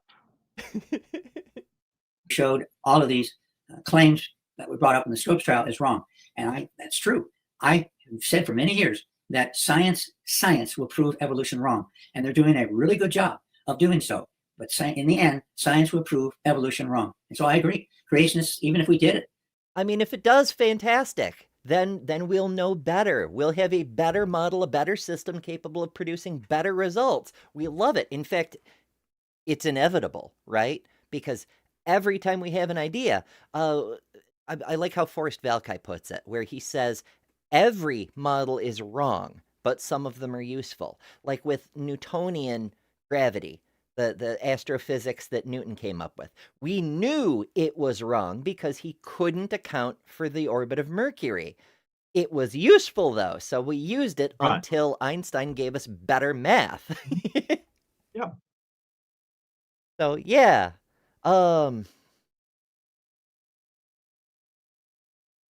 This is horrible. This is absolutely horrible. You know, he's just doing argument from incredulity. He's doing appeals to kind of a weird appeal to popularity, just anecdotal evidence. It is a horrible response and not actually addressing anything that Erika brought up. It's kind of just a nothing burger, a nah. Like, why are these fossils which we see transitioning between human and ape, why are they wrong? It's just, no, we know that can't happen. No, we don't know that can't happen, Jerry. Why?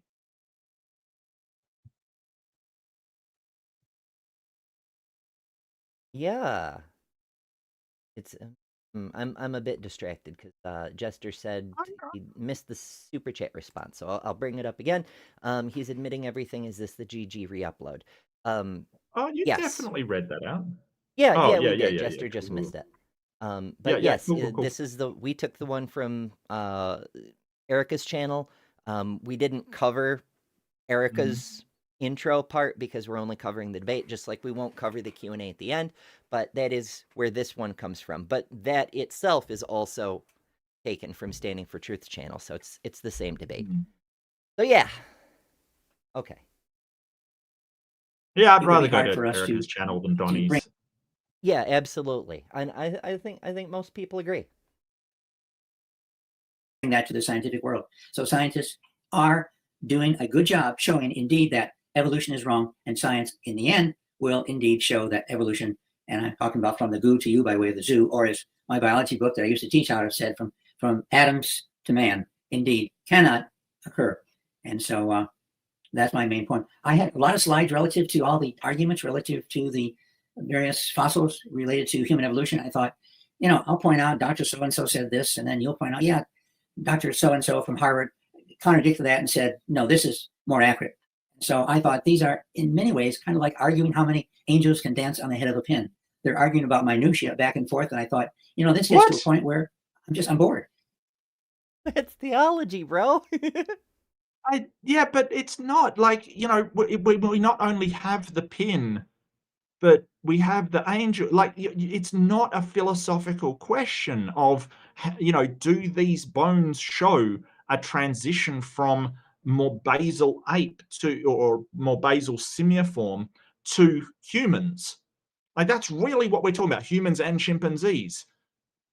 It's not asking how many angels, like, what are you talking about? This is so weird. And that's the topic of the debate. It's like, oh, I got into the debate and I had these slides, but really, I'm just bored with the whole thing. You haven't even started, my guy. What are you talking about? Yeah, you're talking about something else. Like, oh my goodness, This But is also, one of the worst performances I've ever seen. Like, seriously, it is bad.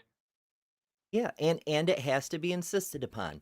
Even if he personally did completely debunk evolution, reduced all of science to the Yes. fucking Stone Age, everything we think we know is completely wrong, that still doesn't demonstrate the thing he's claiming. Well, in a debate, fair enough. He shouldn't have to prove a god in a debate because they're arguing about, does the Right, fossils it's not show the a, specific proposition it's not the today. specific proposition, right? But that is a good point. It absolutely is, that it doesn't get you to a god. But his only argument against Erika's sort of science-based, here is the evidence we have that we arrived at a common ancestor from the fossil record, and she went through it very thoroughly, is we know that can't happen. Just kind of gaslighting, like it really is. No, we don't know that can't happen. That's why we're debating about it. But let's talk about the thing. Maybe he'll talk about the thing. I don't think he'll talk about the thing. But I could be wrong. We'll find out. And I spent a huge amount of time on this book, Apes as Ancestors, as well as other people that I worked with. And so kind of wonder, where's this leading? Where's this going? It's going to a lot of debates about a lot of creatures which existed in the past. And yeah, it's nice to figure out whether they're bipedal or not bipedal and so on. And that's all very nice. But again, we're not showing the key concern. And that is, how do you evolve a chimp into a human? And that you don't. Clearly can't be done. And you don't. If an evolutionist could do that, he would get a Nobel Prize, and well-deserved a Nobel Prize. But many, many evolutionists have tried to do this, and they've been unable to. And one I talked to... How many evolutionists have tried to evolve a chimp into a human? Right. I want a list of names, or even one name. Oh my goodness. But the whole point is he's saying evolve a chimp to an ape, and that's not what they're saying. Like, that is like, do you even understand evolution? Because that's not what anybody is saying. Mm-hmm. Wow. Okay, this is bad. This is really bad. No, Erika will not fail to miss that. Like, she will notice that you don't understand that chimpanzees did not evolve into humans. She will not miss that. There's no way. Wow. That's terrible. That is actually horrible. Oh goodness. This is one of the more amusing debates we've covered, I think. And we've Oh, this covered is some doozies Hovind over level. the years. Yeah. This is Hovind level of, oh, it can't happen. It can't happen. It's bad. Oh, wowzers. He's the one said, well, the other choice is God. I can't accept that. So evolution must be true. But it's the only choice there is. Just quickly searched Svante Paabo.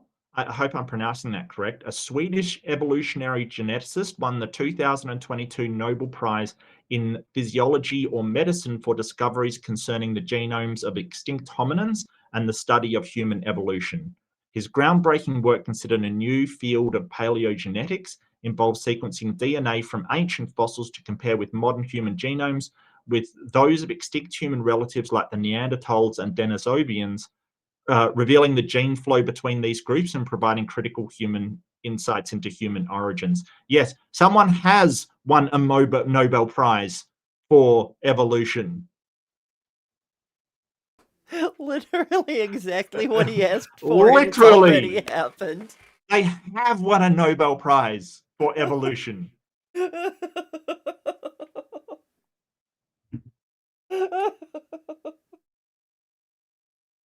Yeah, Swedish. Yep, Spilka, definitely Swedish.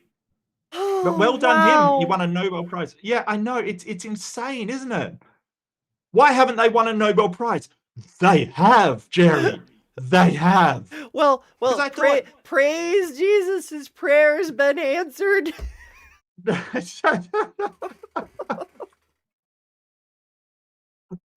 Wow, Jerry. Holy fuck. Jerry. Look, I just thought to myself, surely someone's won a Nobel for evolutionary based biology. Of course they have. Of course they have. Oh dear. Oh, that's amazing. Wow.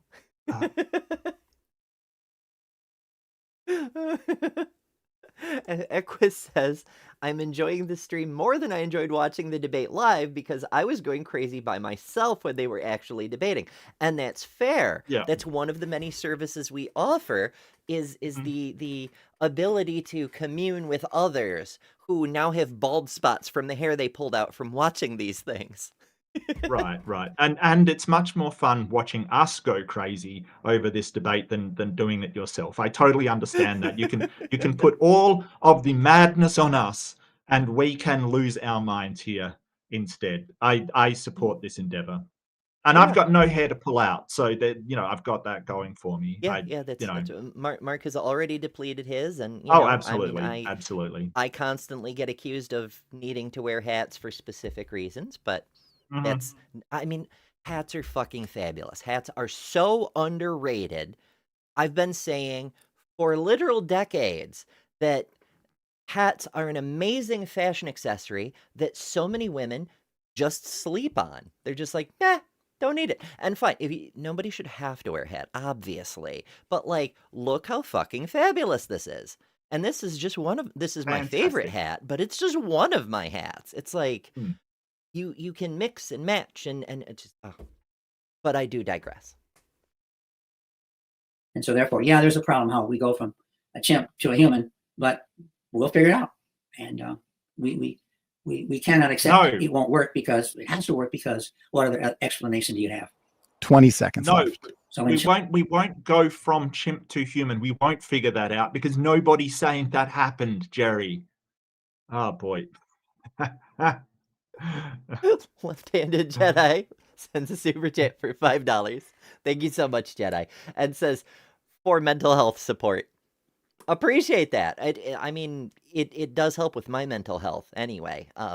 As I often seem to be mentioning, I lost my job at the end of June because of evil, horrible, tortury bigots. And right now, YouTube is my only source of income. So receiving income very much helps my mental health. I appreciate it. I appreciate the support generally, but it literally helps my mental health. So I really appreciate it. Okay, Jerry's got 30 seconds. That's where I'm coming from. Okay, Jerry Bergman, thank you very much.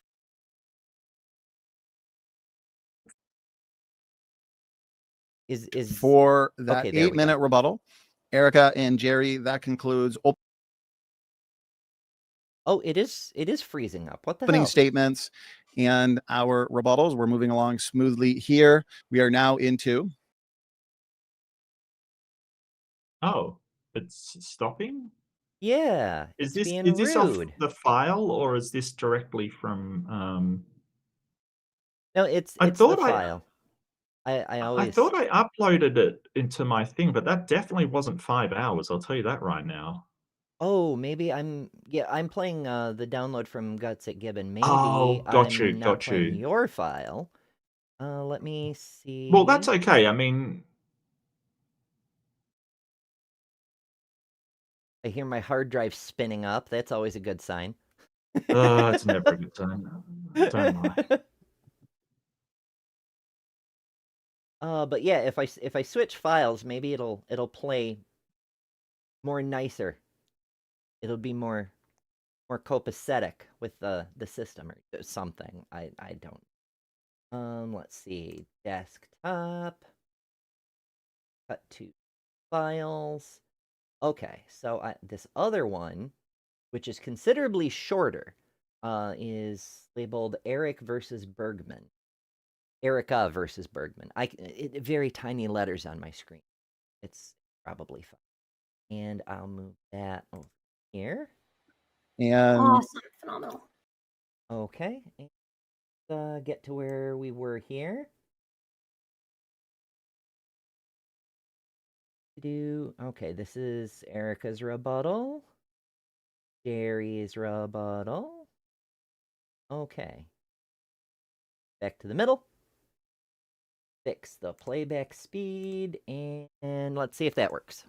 we got 50 minutes on the clock for a discussion, and it's not a strict cross exam, but I still do want to give you both the opportunity to pick questions and pick specific topics that you'd like to. Oh, I don't have sound again. I have to share it to the StreamYard too, so you can see it. Okay. I am very bad at my job, folks. No, make it you're work. fine. You're fine. Yeah, it'll work one day. One day. Interact and press each other with.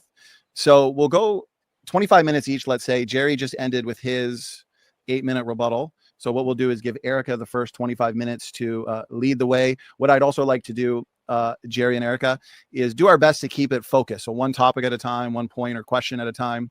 And that way I think we can be thorough addressing the topic at hand. Stick to the damn topic. And if you need to screen share, so Erika, if you wanted to show a visual to help with the point, and same with you, Jerry, we can do that as well. Okay, let's start the first 25 minutes then.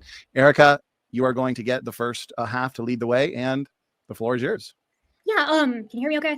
Make sure Yes. everybody's good. Okay, cool. So, yeah. So, again, we didn't hear any talk about any fossils on that one. And I want to talk about the fossils because that's the topic of the debate. I'm happy to come back and talk with Jerry about mutations. Truly, I'd love to do that. But that's not the topic for tonight. Tonight, we're talking about the fossils. And the reason why the fossils are important is because, and Jerry said this moments ago, that science, right? Like science is at play here. Science is responsible for finding these, previous hoaxes to be incorrect. And science is what's moving us forward. Science requires the ability to set up a model, a hypothesis, make predictions about that hypothesis, and then test that with experiment. And that's what's been done in paleoanthropology. A prediction was set as early as Darwin that was what would we expect to see if humans did evolve from a more basal ape-like ancestor, right? And the reason they said it that way is because they knew humans were apes because we have all the traits that apes have, all the physical traits, now we know all the genetic traits too that makes an ape. But the question was what would we expect to see? And as early as Ernst Haeckel, we have people describing what this hypothetical ape man or transitional fossil would look like. And we have found them in spades. Every single bone that needs to transition, we find it transitioning through geologic time, right? Now, Jerry can say that, these are all different groups. But the problem is, if you think they're different groups, you have to tell me what delineates those groups. And creationists can't seem to do that. Is Australopithecus and Australopithecus anamensis, and Australopithecus afarensis, are they related? Are they not? What about Ardipithecus? What about Africanus? What about Prometheus? What about Homo habilis? Or you could ask these kinds of questions. He said it's an exercise in futility with these fossils. I agree. For creationists, I absolutely agree. They've been at this for a very long time. The more fossils that come out that bridge the smaller and smaller gaps, it gets harder and harder for them to move these hominins into specific boxes. They're incapable of doing it. And that's why they keep changing which hominins are fully human and which hominins are fully ape. He mentioned that Lucy's it reminds me. I've never... It reminds me of that Futurama episode with the orangutan, Dr. Banjo. the Dr. Banjo, saying, but what about the missing link in between these two? And they sit there all night going, well, what about in between these two? We found that it's Homo habilis. We found that it's Australopithecus. And then eventually he goes, well, what about the missing link in between these two? And he's like, damn, I haven't found that. And he's like, aha. And it's just like, yeah, how many transitions do you have to find before you accept this? And it is ridiculous that they were like, oh, there's no missing link. And then they found a whole bunch of them and they're like, but there's no missing link in between the one that you've found and the more basal ape. And they found them. Like it's wild that anybody is still keeping to there's no transitional fossils in between apes and men. But that's essentially what Jerry's doing. He's saying you can't show that apes and humans are related with any kind of fossil. What would you expect to see, Jerry? That's what I'd be asking. Like, what would you expect to see? Because I don't know. Reminds me of I can't fucking spell and talk at the same time. Original. Yeah, I have that problem.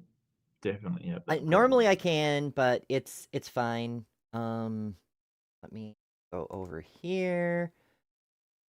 Go over here. Okay, I'm gonna introduce some of y'all to a channel. That's the wrong window.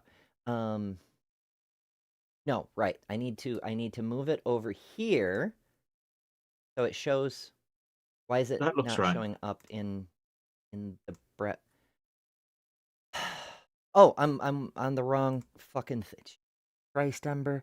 Okay. This is another YouTube critter you may have heard of. I've mentioned him a couple of times. He was over on Kentucky Atheist to do an interview. He does comedian parody sketches. They're hilarious. He's on my list of creators over on betterthanember.com. But what brought it to mind is he touches on this in one of his skits where he says every time evolutionists discover a new missing link, it's a self-defeating process because all they do is create two new gaps. Right. And I don't know. It amuses the hell out of me. His bad apologist shtick is just fucking perfection. Yeah. But I do digress. I just, I randomly plug things. It's one of the things I do. It's my special talent, if you will. Never heard anybody propose that, except for Chris Roop, who is a creationist, and I don't think he did a study on it. If he did, I'd like to see it. Nobody in actual paleoanthropology thinks that Lucy is a pygmy because we find Australopithecus heads in articulate. Damn it, Ember.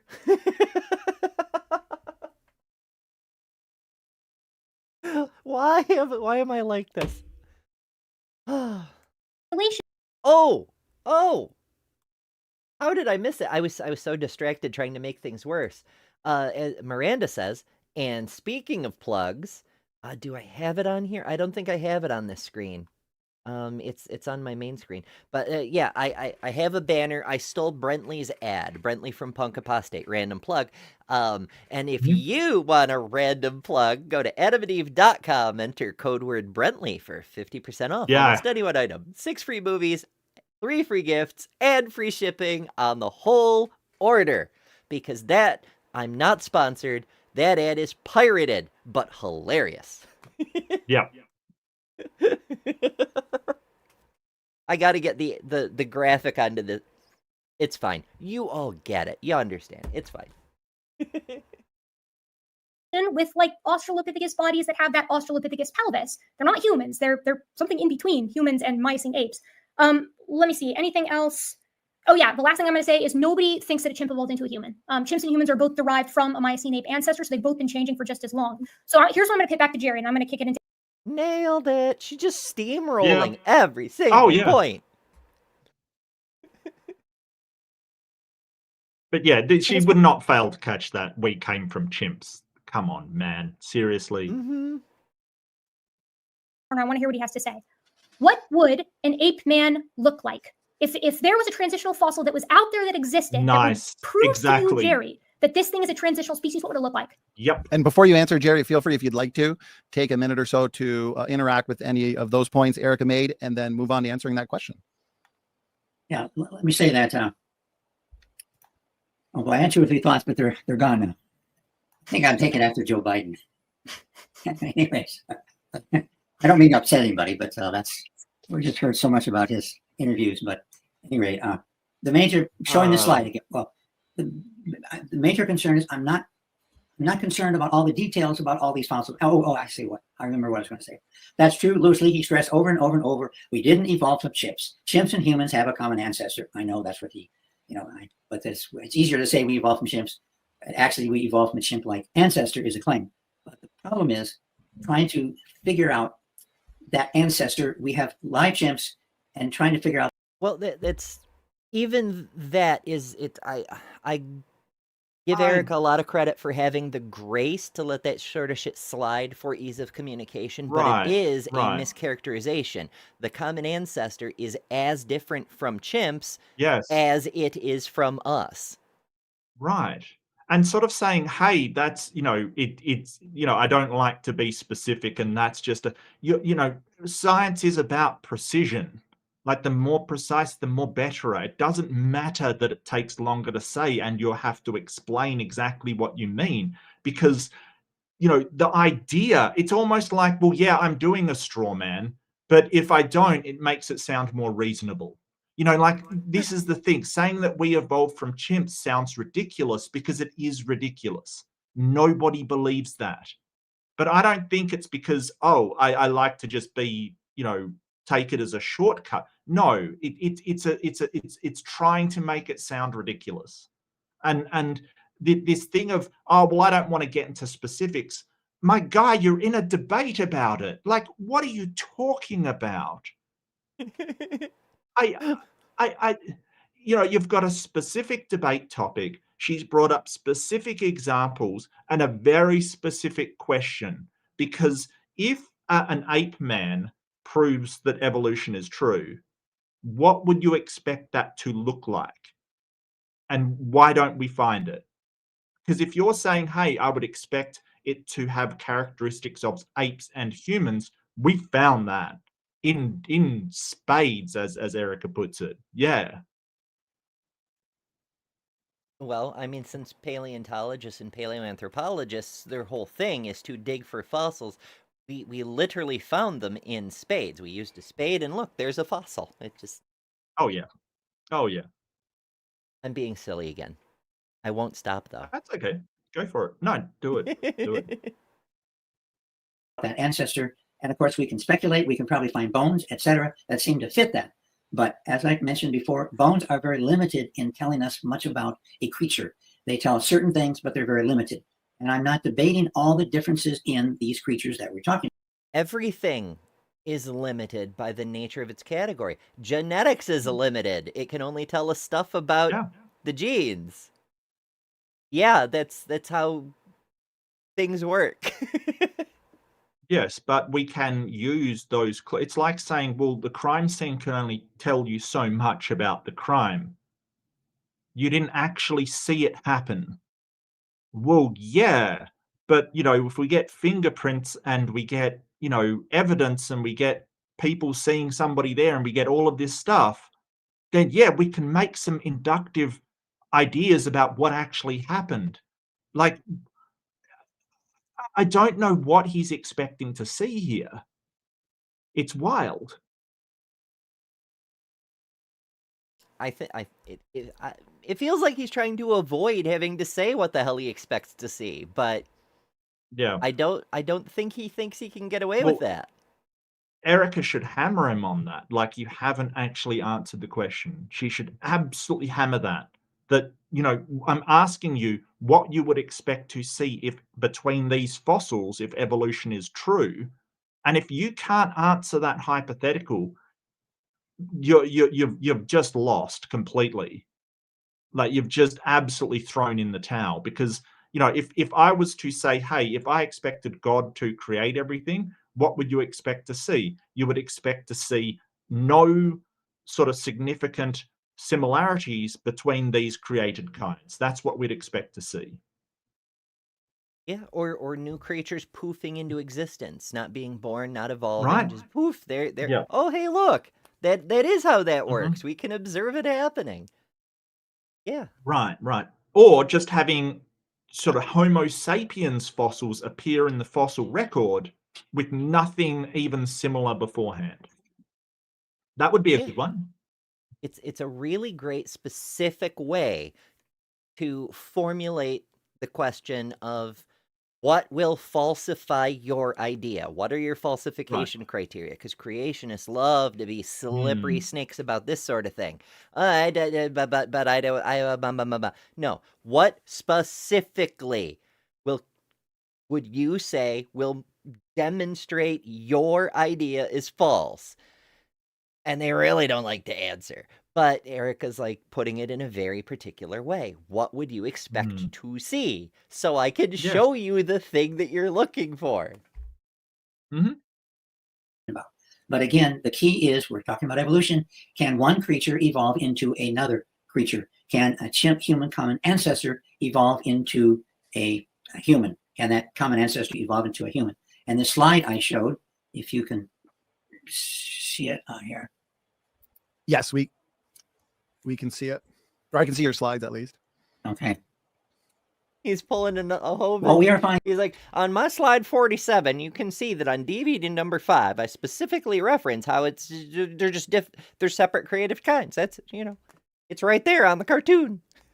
My Hovind impression is awful. A lot of ape men in that slide. I just got to say that right now. A lot of what now? Ape men. Oh, I mean, it's my understanding that all men are ape men, but... Oh, yes. But I mean, from his point of view, from his worldview, there's a lot of ape men in that slide of varying levels of ape and man, Just saying. Yeah, it's like, dude, you know about them. They're all right there. You're aware of them. You're presenting them. Is as we dig up more and more fossils, what we're finding is we have groups and very definite delineated groups. And bridging these, now you'll probably find some fossils that will to some degree bridge these. By and large, this is what we find. And when we look at, if I can go further here, we look at horses. Horses is one of the most well-known examples of evolution. In fact, horses was for years, for a century, this was evidence of evolution. There we have the progression. Now we have more information. Guess what we have? This is when we have more fossils, more examples of horses. This is what we end up with, a lot of variety in horses. And therefore, this claim of evolution from Eohippus to the modern horse is not true. What we see is, and this is more accurate, what we see is a huge amount of variety of horses, period. But there's more when we genetic learn difference. more, our model becomes more accurate. Huh. Well, clearly all of science is wrong. I mean, I'm convinced by that. And isn't there more genetic difference between like a zebra and a horse than there is between a human and a chimpanzee? I don't know. I'll check it. It's possible. I've heard rumors of the various equine kinds being able to interbreed to greater or lesser extent. Oh, that's true. That's true. The equine kinds. Clearly, because they're kinds. You can get Z-donks, right? You can get Z-donks. So yeah, that's obviously not true. It's not donksy. I don't know. I don't get to name the things. I mean, hell, when you cross a burra and a quarter horse, you get a mule. None of these names make any sense. It's fine. Well, this is just the AI thing, but there is a greater genetic difference between a horse and a zebra than between a human and chimpanzee. Human and chimpanzee shares approximately 98.8% of their DNA, while horses and zebras have significant difference in their chromosome count. Horses typically having 32 chromosome pairs and zebras having between 16 and 23 pairs, depending on their species. Wow, okay. That's wild. It hadn't occurred to me there's a bunch of different species of zebras. Yeah. It's interesting. See, that's the downside of it's more colonialism. It's oversimplifying the picture we get in these peachier parts of the world of the biodiversity in Africa. Like, here I am about to have my 45th fucking birthday, and I'm just now learning there's more than one species of zebra. Yeah, I didn't know that either. But like the interesting thing would say is, are zebras and horses part of the same kind? And if they are, then why wouldn't humans and chimpanzees that are more similar be part of that kind? Same kind. Yeah. It's like, I mean, oh, it hurts my head so much because, like, people like Jerry like to go in genetics. Other people will go into fossils. Other people will go into homologous structure, whatever. Ultimately, our taxonomical classification system, our cladistics, all of these things, they were originally set up based on morphological characteristics. And there are flaws with that system, but that's the same system the creationists used when they set up their thing. So if you're going, this looks a lot like a horse, it's related to a horse because they're so ridiculously morphologically similar. There's no way this is an accident. They must be related. There you go. Yeah. Now, we do get convergent evolution, to be fair. The crabs have evolved 5 different times. Things looking the same does not mean they are the same. But much of the time, that actually is correct. You know, there's so many weird things, like not only the single hoof deal, but the fact that it's the middle digit, the fingernail of the middle digit that became the hoof. Yeah, Like, it's yeah. not all of them blended together like elephants seem to be working on. It's not any of the other one. Nope, it's that one specific. It's weird. It's weird enough that it makes you go, they must be related, the same way the Habsburgs all have the Habsburg chin, you know? Yeah. What we see with humans and primates is a huge amount of variety. And again, that is not proof that one evolved into the other. And that is a central thing we have to prove. And I guess Peter Lyon and I went round and round on all these things, and it's interesting to find the traits of these different creatures which we're looking at. But again, the key is we have to be able to show that one evolved into another, and we can't show that, period.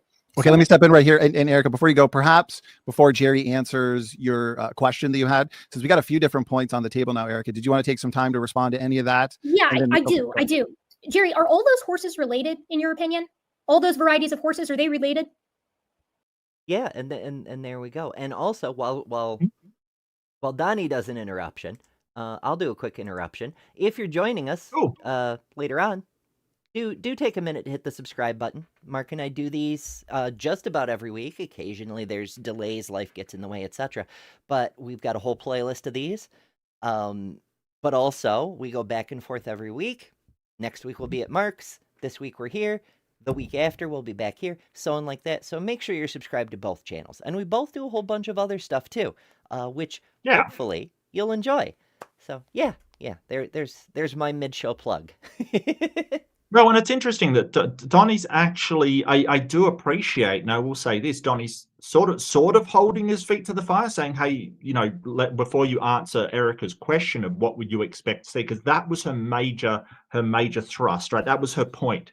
That was the attack that she made, and it was a damn good one. What would you expect to see? But he didn't actually answer the question. So even if Donnie hasn't said anything, if you're in this debate, you should be bringing up, hey, he completely missed the question.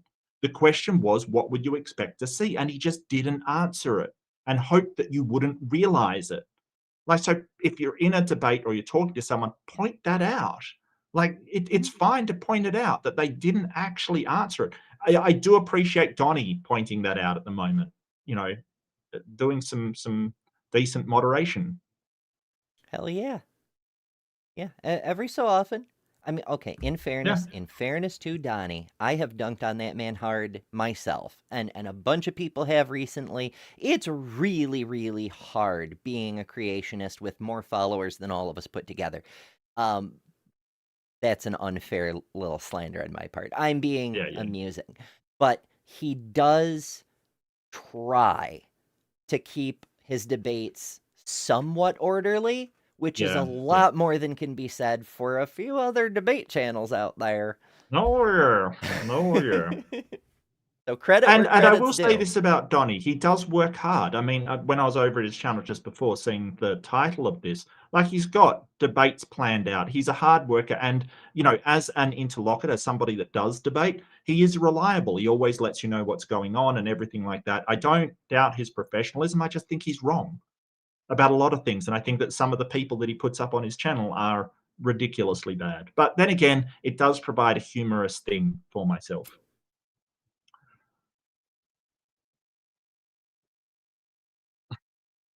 Jester with a $5, thank you so much, says, but if you want to plug for the thrust of the argument, go to adamandeve.com and use code word Brentley for 50% off any one item, almost any one item, 6 free movies, 3 free gifts, and free shipping on the whole order. That's adamandeve.com, code word Brentley, hashtag not sponsored. This ad is pirated, but do get your butt some stuff. Arr! Avast, ye lovers. Pirate them advertisements. Yeah, they're all, well, we know because Oh no. Oh, Did I no. break this one too? Jerry's still. Oh no, I think Jerry broke it. It's so bad. It's so bad. Yeah, let's blame Jerry this time. Oh goodness. Question, Jerry. Damn it, Jerry. All right, we're at 101.50. I'm going to try resetting this one and see if it works better. And Awesome. Phenomenal. you have Okay, pause, go back to where we were. If I can, if it'll let me. Do. Oh.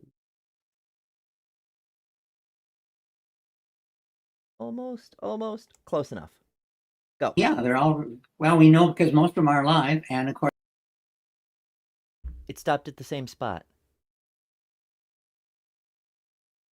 Oh. Why? we find the fossils. When we Okay. find the fossils of a horse, we can typically find the fossils represent a horse that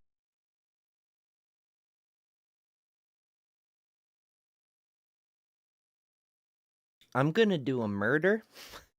What timestamp are you at? 101.56.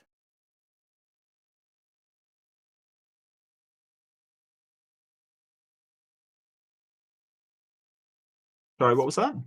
101.56. 101.56. 10. I'm just gonna get the file and just see if it's my side or yours. I'm just gonna grab it straight from the Google Drive. Righty. Yeah, I'll switch the viewer over to what's displaying the StreamYards. Yeah, it's coming through fine on the file. Okay, this over to here. A little more behind the scenes for y'all. That and that. Head over here. That. Do.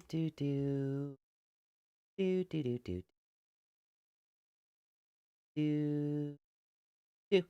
And fit it to the window.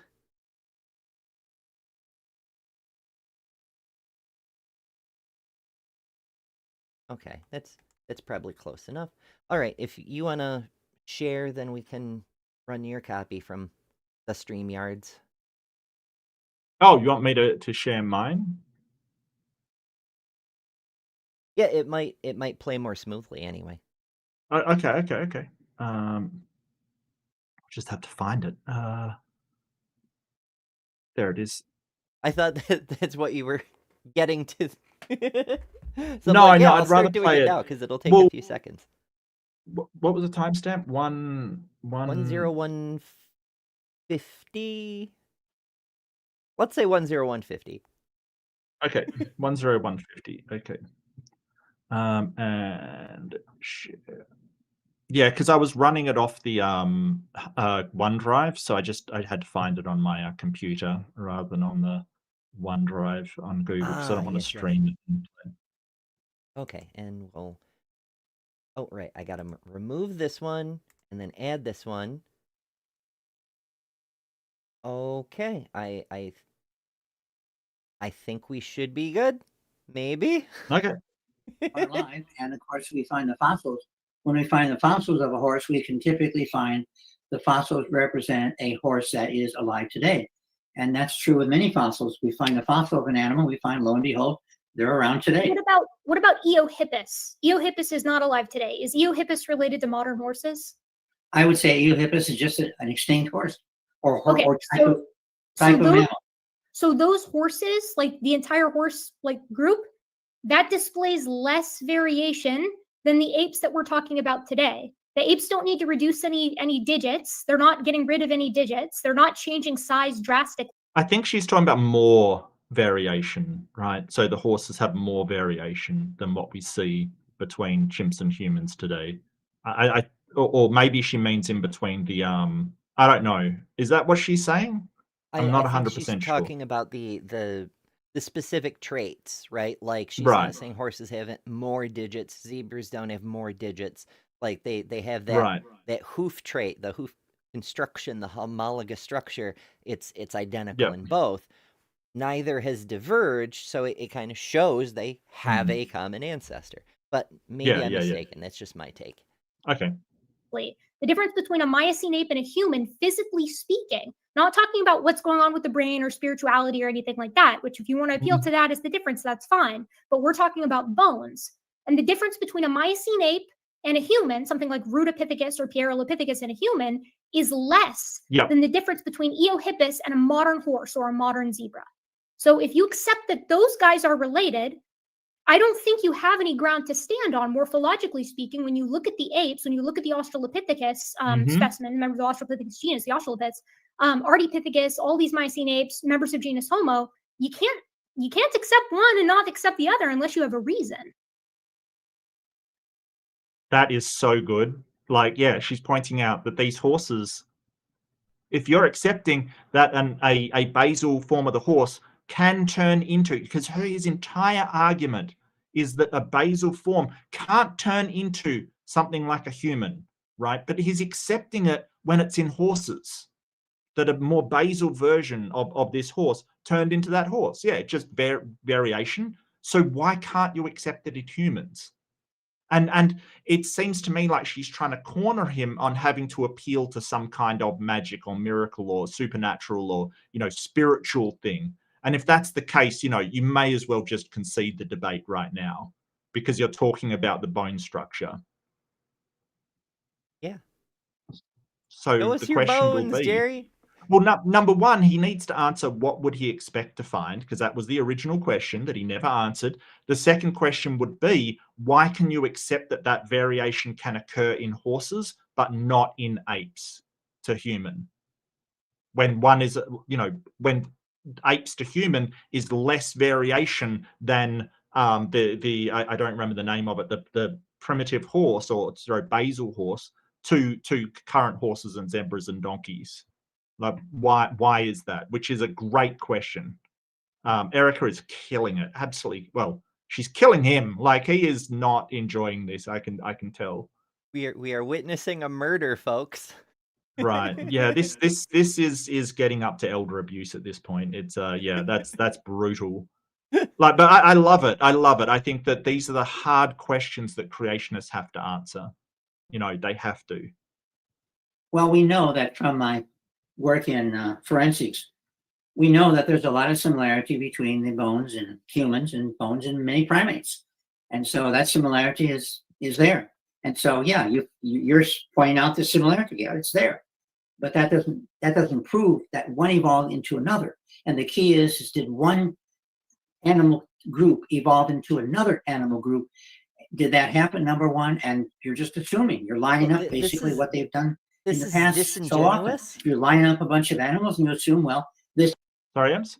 This is so disingenuous because he's demonstrating a double standard, right? Like Erika's Yes. presenting one piece of evidence that leads us to believe Mhm. this may be the case, and he's saying, Right. well, that doesn't prove it.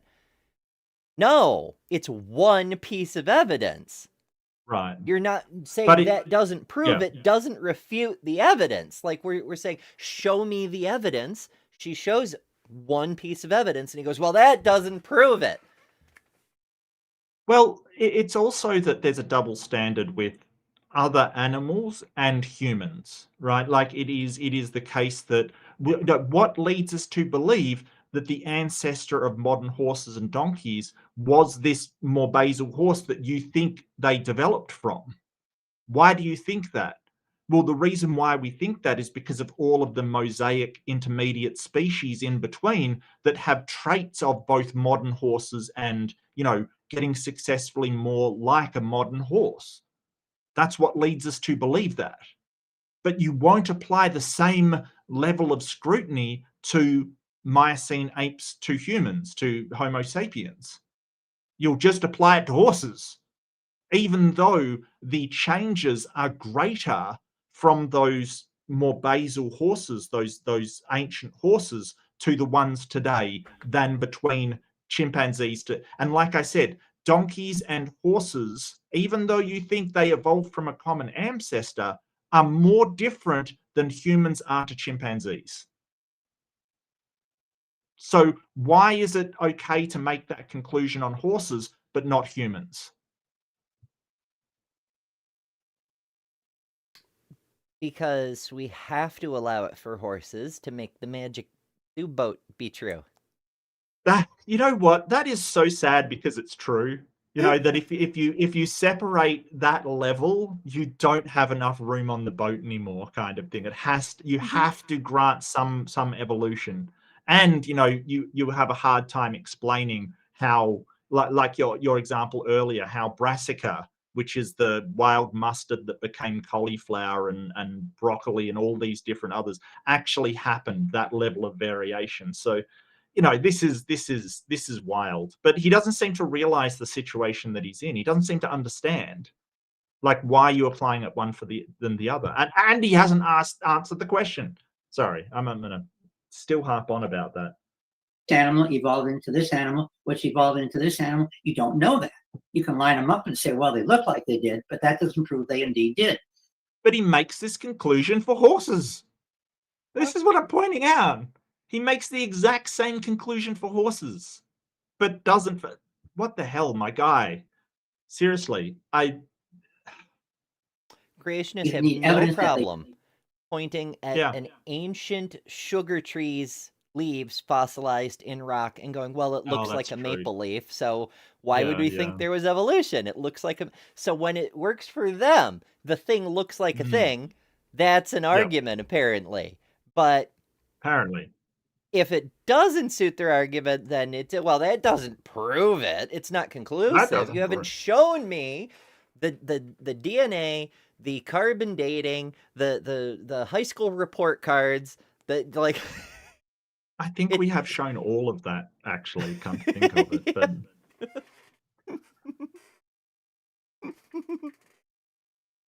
yeah, I agree with Miranda. The look on Erika's face right now is you cannot be serious. You cannot. And going to forensics, like, really?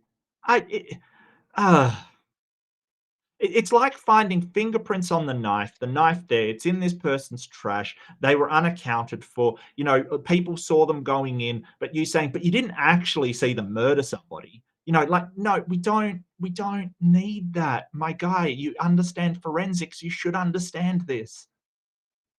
How do you know? Were you there? Yeah, I'm sorry for Ken Ham. My entire country apologizes. Oh boy. one of the few memes I managed to get reset so far. Nice. Yeah, good choice. They did, and we don't have evidence that they did. It's simply an assumption that they must have evolved from this to that to another thing. And what we know about genetics is very, very clear. You're not going to get evolution. You get mutations, you'll get disease, you'll get 5,000 diseases, you'll get cancer, you'll get changes, because we know that mutations, by and large, they damage the gene, and we know they don't work. And we know, therefore, that you will never get evolution because He's going back to the genetics.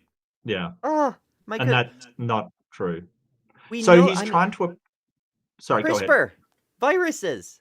We know altering the gene causes changes. We can direct some of those changes. Mhm. That's why we even give two shits about what the genes say, because we can demonstrate that's the blueprint. It's the database of how the cells do the thing. If you change the database, it'll change how the cells do the things. Mhm. Oh, my poor head. Yeah, and I think CRISPR, isn't that bacterial? Like they use bacteria Part of it, yes. that yeah, yeah, It's a protein from a bacteria.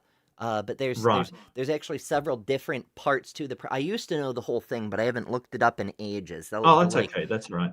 They Yeah. use there's a particular thing they use in order to target a specific gene sequence, and then they use the Mhm. protein to do the snip to cut out the section, and then they use another thing with plasmids to staple in the piece they do want, and it's really neat how they can get it so very specific when it's not. Mhm. I mean, a lot of people have this idea that they have a tiny little micro tweezer that gets in there and clicks Right, out the yeah, part and yeah. puts another. No, we're not doing it manually. We're using Mm. organic reactions, which is why biology's messy. It's never perfect, but Yeah. it works so well. It's Yeah. amazing. It's an amazing technology, and it's ugh. The genome clearly prohibits it, and you have to have faith. And of course, But I do also want to mention he's trying to drag it back to genetics again. He does not want to talk about this fossil record, and still hasn't answered the original question, and doesn't want to. But Donnie should be stepping in and going, "Hey, can we keep it?" Because Erica's already pointed it out once. Okay, that's enough. I get that. Hey, if they both want to talk about genetics, that's fine. Let it go. But Erica's already pointed out this isn't about genetics. This is about the fossil record and bones specifically. It's a very specific topic. So getting him back on track, I don't think he's going to fare any better against Erika in the genetics side of things. But, you know, he just wants to change the subject away from this subject, which he's currently getting flogged on. It's kind of obvious. Yeah. I mean, maybe it's no longer a red herring anymore. Maybe that's his hope for a rescue device, which may be why so many creationists will only talk about something that isn't the person they're talking to's Right. subject. Yes. Well, I mean, they'll also put on people as experts. Like one of the videos that I watched on my thing was like a guy talking about um, fossils and geology and things like that. And his background was like biology or so. It's like, why do you keep putting on people as experts in a subject that they're not experts on? I have no idea. But uh, as I told one of my friends, you have more faith in evolution than I do in creation. He said, well, So that's true. two things. wow. Wow. Faith in evolution. For a start, you're going to have to describe what faith is, because I hear a lot of different answers about what faith is. And secondly, we're not basing it upon like, oh, we've got to believe. There's a lot of stuff about evolution which is really inconvenient. Like it is an inconvenient truth. Like a lot of the aggression responses that people have, a lot of the fear responses people have, it's a byproduct of evolution. It's not great. It's not that helpful anymore. Can be helpful in certain situations, but there's a lot of downsides to it as well. It's not oh, well, we have faith in this thing and worship. No, no, stop. And he's really verging on Hovind's, oh, yours is just another religion kind of thing. Stop. No, it isn't. Yeah, Nobody's worshipping evolution. or Frank Turek's I don't have enough faith to be an atheist. Yeah, my two Right, problems right, yeah. are they boil down to first, demonstrably not faith, because we can demonstrate things, but also my favorite point ever made by Amy Newman, wonderful creator, does skeptic and ranting, a bunch of other Absolutely. stuff. More random plugs. Amy Newman once caught Kent in exactly this sort of thing. She was like, so you are saying faith is not a reliable means to reach the truth? Right? Yeah. And Oh my he's like, fucking no, that's not what I'm nailed saying at all. Yeah. Yeah. it. It's wild. Mhm. On that Legit. though, right? Like, but you just did that, right? Like you just made the assumption that Eohippus is related to modern horses. And the reason you made that assumption is right because they share characteristics and they share synapomorphies. They're all members of the family Equidae. In the same way, humans are apes now, and we descend from previous apes because everything that makes a human emerges through the fossil record through time. Sometimes we can even narrow down the specific mutations that are responsible. We found the mutation that was responsible for reducing the tail, the evolution from monkeys to basic apes. That happened just last year. We put it into a mouse and the mice were born without tails, right? Like we know. Wow. I didn't know that. That's amazing. That's a new one. Like she That said, is just a new last year. one. Fresh science. We're Oh. all learning things today, folks. And that's the beauty of people like Erika. Other science communicators, I mean, we do our best, Absolutely. but we're not Hmm. that level of educated in these specific topics. We love our science friends because we're constantly learning new shit, and this is the big difference.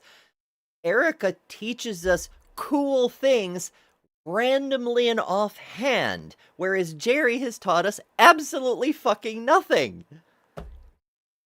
I feel stupider listening to Jerry. I feel more ignorant just listening to him, to be honest with you. I'm going to put the paper in the chat and I'm going to save it for myself because that is incredible. Yeah, we isolated a gene in between more basal version of us and we put that into a mouse and they don't have tails. Like that's so good. Oh, that is fantastic. Yeah, I'm gonna save that for later too, because I don't have that many anti-creationist science links on my website, Mhm. but that's a good one. Yeah, I am definitely going to use that one.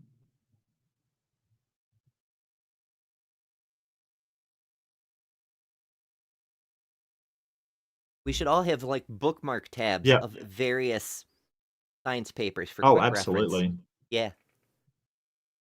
Just remember Absolutely. to rename them in your bookmark bar so that you can find them quickly, because otherwise you end up Yeah. with like just nature, nature, or Yeah, whatever the I journal name is. I definitely have done that. Like I haven't renamed them and gotten lost, trying to find something. Absolutely. Yep. That is a good tip. Good tip. Man, this paper is massive as well. I'm going to have to go through this. Anyway, I'll do that in the future, but yeah, fantastic. Yes. We've even isolated where we've lost our tails. Yeah, absolutely. And you get things called atavisms as well, where that will, through mutation, the gene will revert to how it used to be. And a child will be born and have a tail. Like it will grow a tail. I Right. went to And school so with a girl who had a tail. Right. And so the creationists, the only thing they can do is sort of go, well, no, that's just a fatty deposit. It's not. It's a freaking tail. Like, and there are other examples of atavisms that come up, like children being born with hair all over their body, like thick hair, like an ape. Right. There's other ones as well. It's incredible. But that's what happens.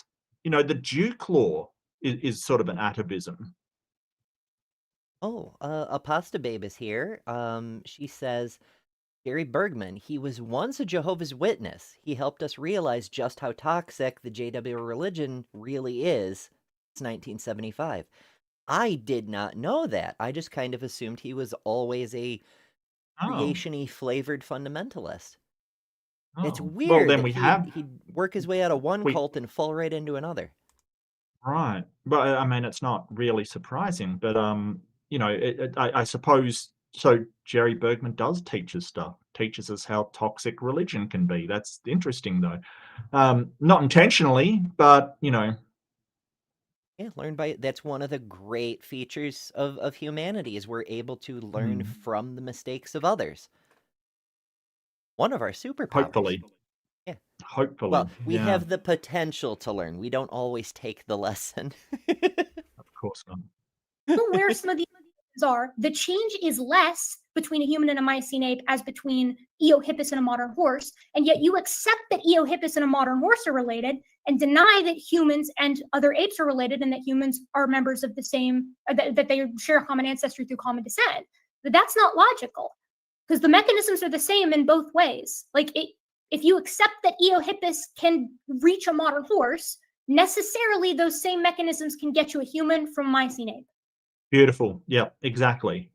Because don't forget, his argument was that the mechanisms cannot vary that much, right? So that was his major argument. It can't have happened because that level of variation can't happen. Well, guess what? You accept it in horses, which is brilliant. Erika's just killing him right now. It's fantastic. Like, full stop. Yeah, I don't know if Eohippus is related. I think it's just an extinct animal, and what type of animal it is, the details, I don't know. Wow, the backpedaling. I feel like I'm watching the tour of another Hovindism. The fossil only proves that something died. You don't know it ever reproduced. Well, but it's more than that. It's like before he said, yes, this chart is correct that all of these horses came from this Eohippus. She even asked directly, did the modern horses, zebras, donkeys, horses, come from Eohippus? And he's like, yes. And now that she's pointed out, hey, that level of variation shows that it can happen, I feel like I'm watching the Tour de France in reverse. It's backpedaling to an extreme degree. Oh, but I don't know if it was related to horses. You had a chart up on the screen showing the horses. That Wow. was your chart, Jerry. Yeah, it was his chart. And now it's like, well, I don't know. Now I'm thinking twice about it. Wow. I seriously, my guy, just holy crap. But I'm not claiming to evolve from Eohippus. I don't know. Okay, that's a little different. That's fair enough. That's a little different. So let's try this instead. Is a Chihuahua related by common descent to a Great Dane? We know that is true because we have done it. We know that we started out with wolves, and we know we have bred from a wolf to the 200 and some odd different breeds of dogs existing today. There are some people that don't even believe that, which is just freaking nuts. Because like, that is crazy. How do you know? Were you there? Were you there? You're just taking the geneticist's word that these dogs are all related to each other. Right. Yeah. Yeah, but for a guy who's like going, oh, well, I do forensics, and he harps on about it so much, why are you using that argument? Because it's like saying, well, this was the murder because of the fingerprints and all of the stuff. Oh, but were you there? It's like, we don't need to be there. We've got the evidence that leads us to that conclusion. What the hell? Yeah, it's like, sure, you found bloody fingerprints, but that doesn't prove my client was the killer. Right. And you've got his DNA on the scene, and you have somebody witness it, and all of this evidence, but that doesn't prove it because no one actually saw him do the deed. It's like, yeah, we don't need all of that. We've got genetic evidence, we've got physical evidence, we've got all of this evidence. It's just so wild. It's so wild. But it's just the irony of this person that it harps on about his forensics so much, expecting us to witness it directly. Wild. And we know that that's true with dogs. It's true with a number of animals, like dogs, cats, and so on. We know that built into that animal is the ability to produce a great deal of enormous amount of variety. But that's built into the animal. And I don't think there's any doubt that indeed we start out with wolves way long ago. And from wolves, we bred to, some argue there's more than 300 and some breeds, but nonetheless, we have a large number of breeds of dogs, and we know because we did that. And we know also because that's true with dogs and certain other animals. Other animals, we've tried to breed differences and haven't been able to. There are a few animals that we are able to. Is he just filibustering at the moment? It kind of seems that way. Because his point. Like, he's really made his point that, hey, yes, dogs are all related to one another, and we bred them from wolves. That's really the only thing that we need to know. And like, oh, we tried to breed some animals and it hasn't been successful. Yeah. So what? Well, Like, I I'd don't. also be interested to know which animals, because while it may be a true thing to say that we've tried to breed certain animals for certain traits and we're unsuccessful, it's not true that our attempts at artificial selection have had no impact on any Right, particular right. animal. Like, with Mm. dogs, we can breed for certain temperaments. We can get Yep. the docile, loving, okay to be around children breeds of dogs like the labs and the pits and so forth. But we can also breed the hyper aggressive guard dog types that will bond hard with one master and will try to Yeah. eat everyone else, you know? hmm Yeah. And it's sort of this idea that like, she's just talking about, like, don't forget that this is about hominin fossils, right? That is in the title. Human fossils, or hominid fossils, like, so Australopithecus and all of these ones. That's what it's about. He's going off on, oh well, because we can't breed a chihuahua and a flamingo, then evolution isn't true. It's ridiculous. Jerry, what are you doing? We can breed like lions and tigers and make ligers, right? They're not the same species, but there's obviously a relation there. We can breed zebras and donkeys. And you're basically going, well, I mean, I'm so, I don't see what Jerry's point is, that he just, apart from he's just trying to use up time. I really don't. To breed enormous differences, and you're right, huge differences. Dogs, horses, cats, other animals, cows, I'm told. But on the other hand, so many animals, we try and try and try, and boy, you can't get much more than a color variation. There's just not much variety in being able to breed those animals, and that is inbuilt in the animal. It has the, I hate to say the animal has the ability, but some animals, you can produce enormous amount of variety from the single type, but most animals you can't. What animals can't you produce an entire a massive amount of variety? Yeah, Like, like what do anything that you we artificially select. I want to know what these animals are. Yeah, like are we even like no one is trying to breed parrots that can serve as sheepdogs. Like that's not a Right. thing we're even trying to do, but we Yes. can, like he said, we can take some animals and breed an enormous color array.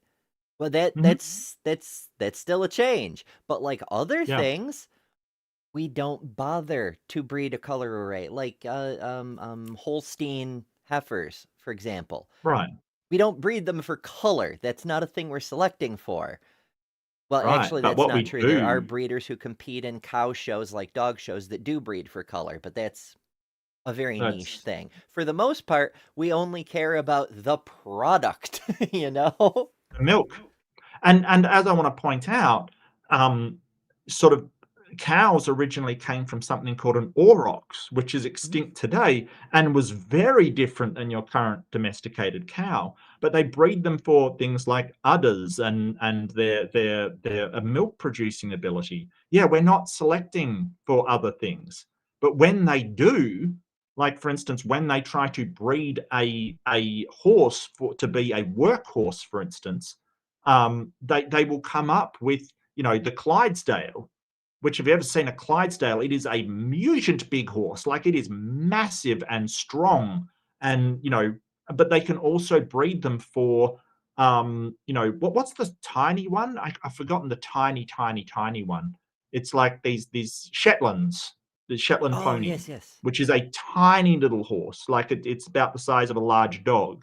Like, I want to know what these things that are impossible to cause variation. Like, even chickens, we can breed a great deal of variation. But you're right, Ember. We're not usually trying to select for a certain amount of feathers or color size or whatever. We're usually breeding them for the size of them and the egg laying ability. So it's not the variation that you. But we absolutely could. Oh yeah, I I mean, don't. hell, we could breed chickens for intelligence because there's a wide range of it. Sure. Have you ever seen a Polish chicken? Not only do they look ridiculous with the big head feather thing going on, Yeah, yeah, yeah. but they're really dumb. They're like so. Okay.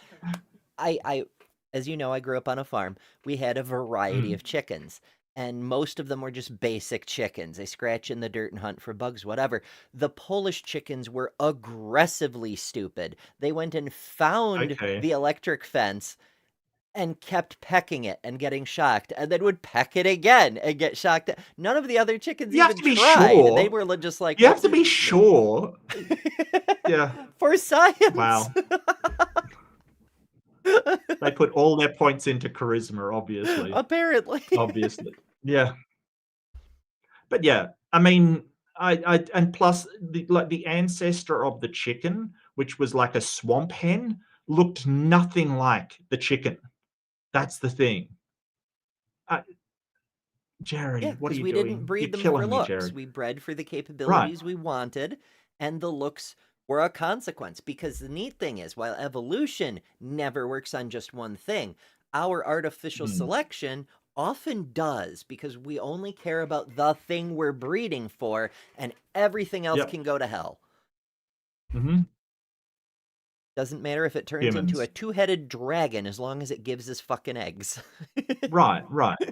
But other like, so it's not a case of some animals being more, I guess he's trying to say, malleable than others as far as variation goes. It's that some animals we've bred for a wide range of purposes, while others we haven't. Right, That's it. like cows are another great example.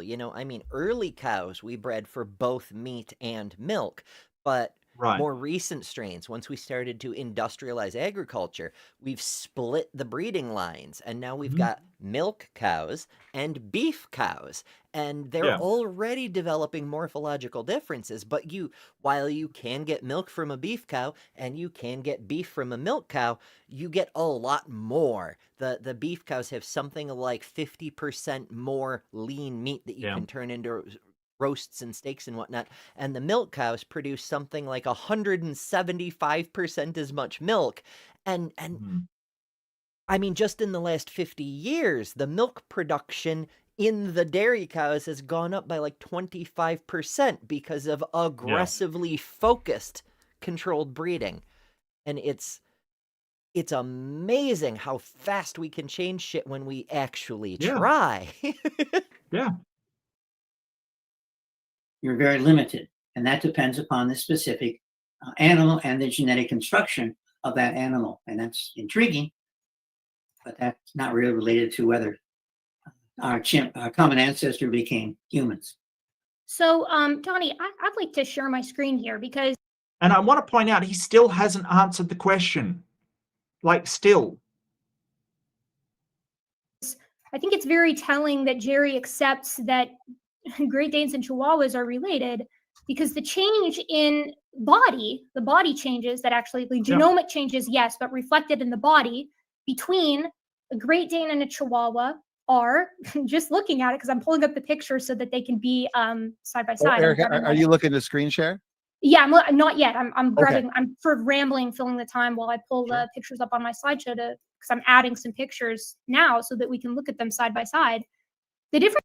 Yeah, so that's the whole point. Like, if you're saying those variations can't happen, they wouldn't be able to happen between Great Danes and Chihuahuas. Like, that's what I was pointing out earlier. If you talk about the bone structure, if you talk about size, if you talk about the morphological changes, if it can happen and split between Great Dane and Chihuahua, then it should be able to split between human and chimpanzee. Like, what else would you need than these changes? I don't know. Yeah, they're analogous processes.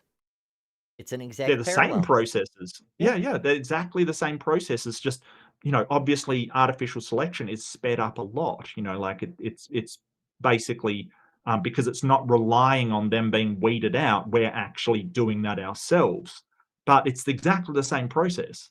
So you saying it can't happen? Well, it shouldn't be able to happen with these dogs either, and that's a fantastic point by Erika.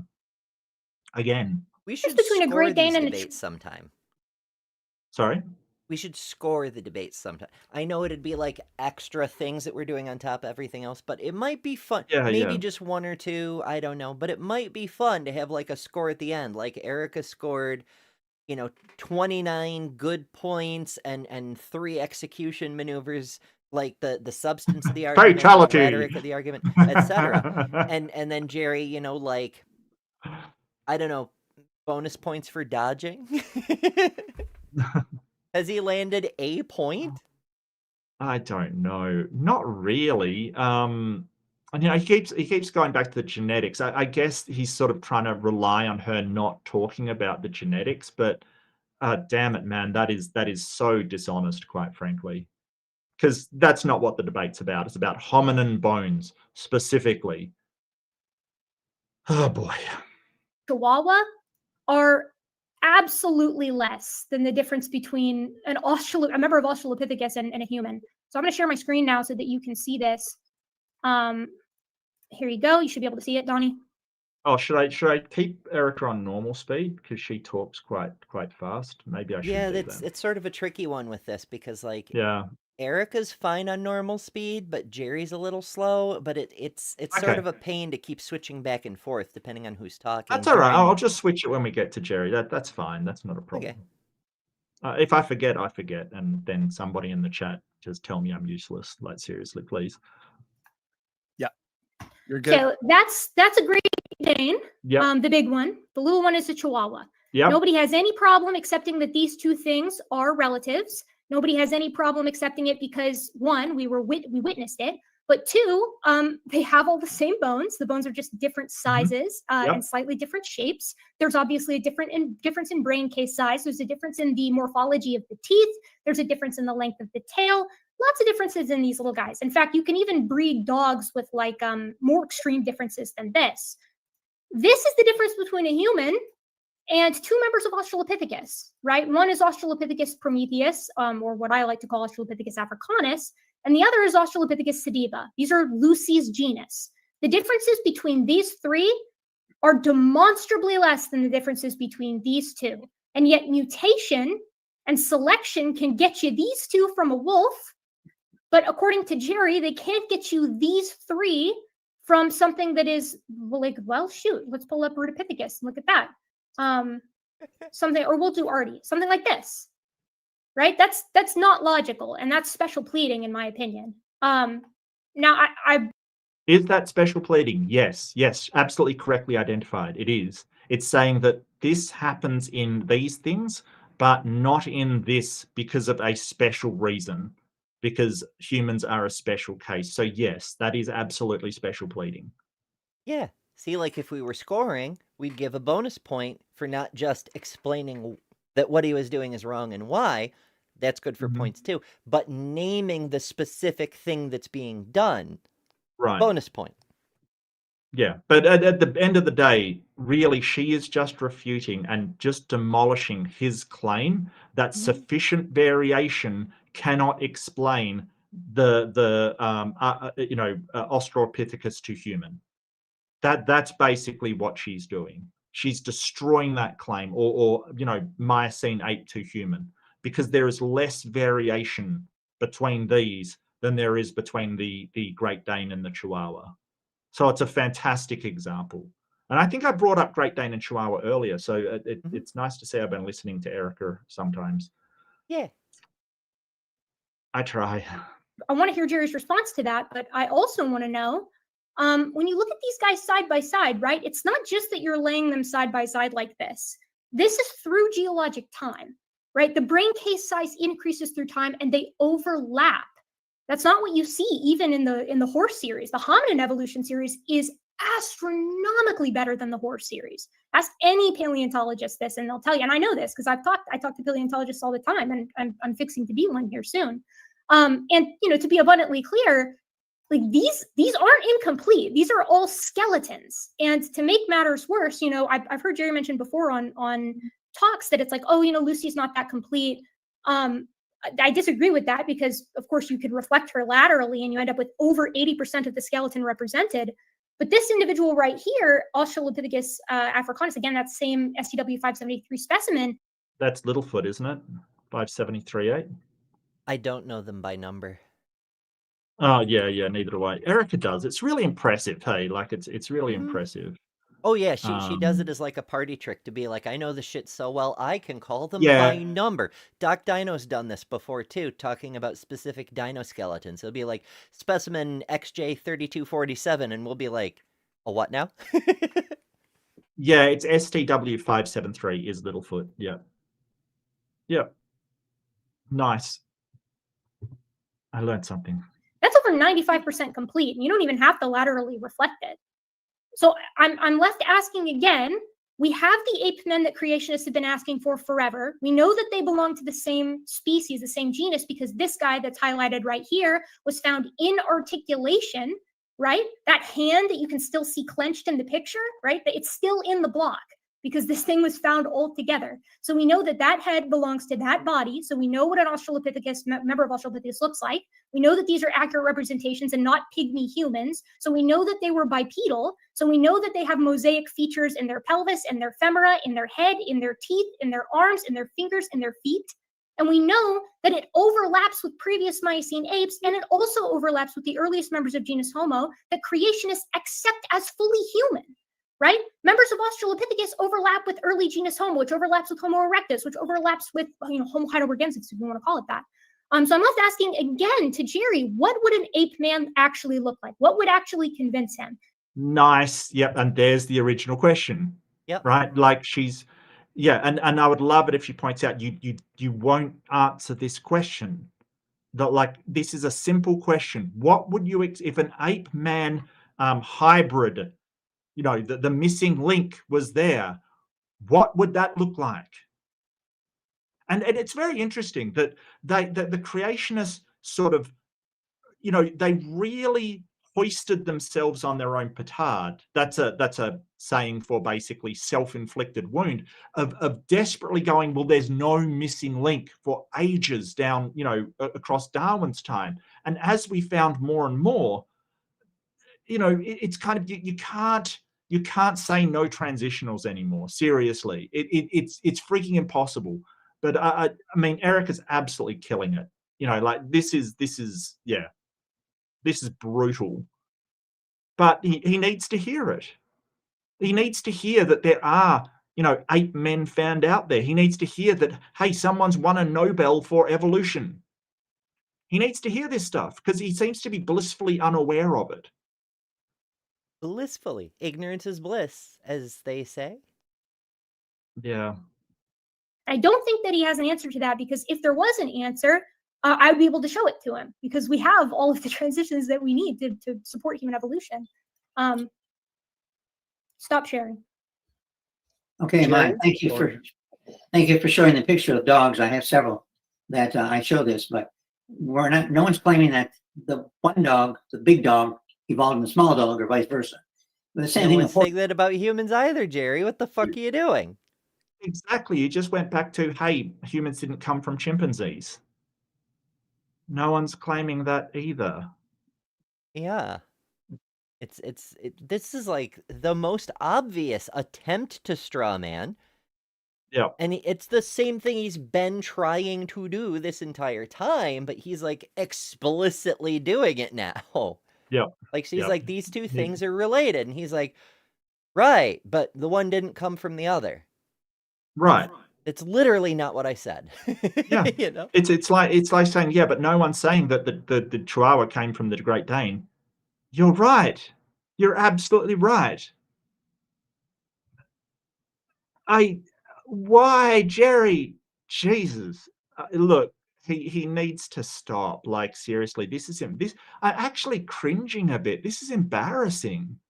A bit, yeah. This is actually embarrassing. Like, yeah, this is terrible. Little known fact, back at the start of the channel, I had a brick wall right here, and every time something like that happened, I would slam my head into it.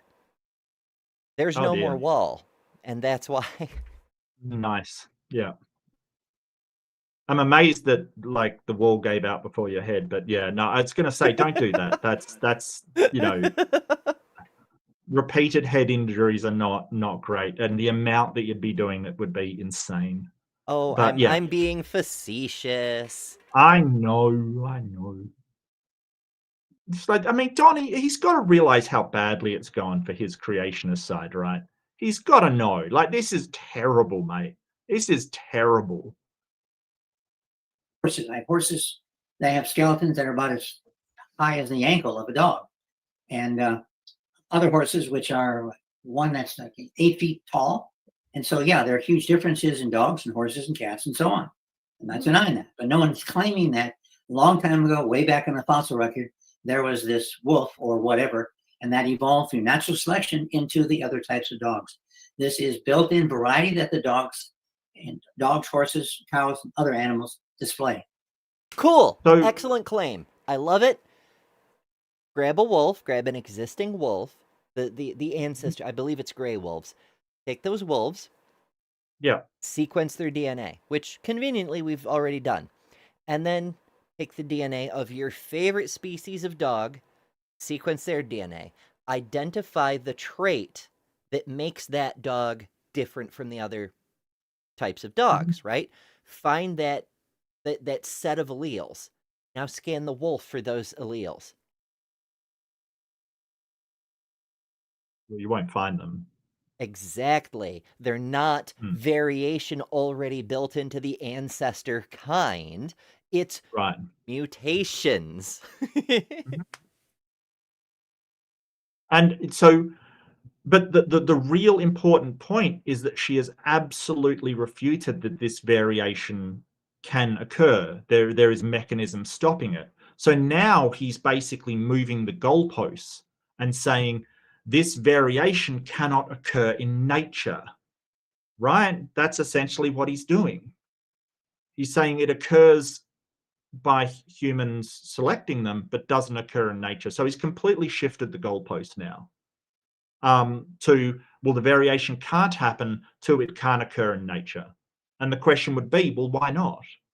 Like, what actually gives you that insight? Why not?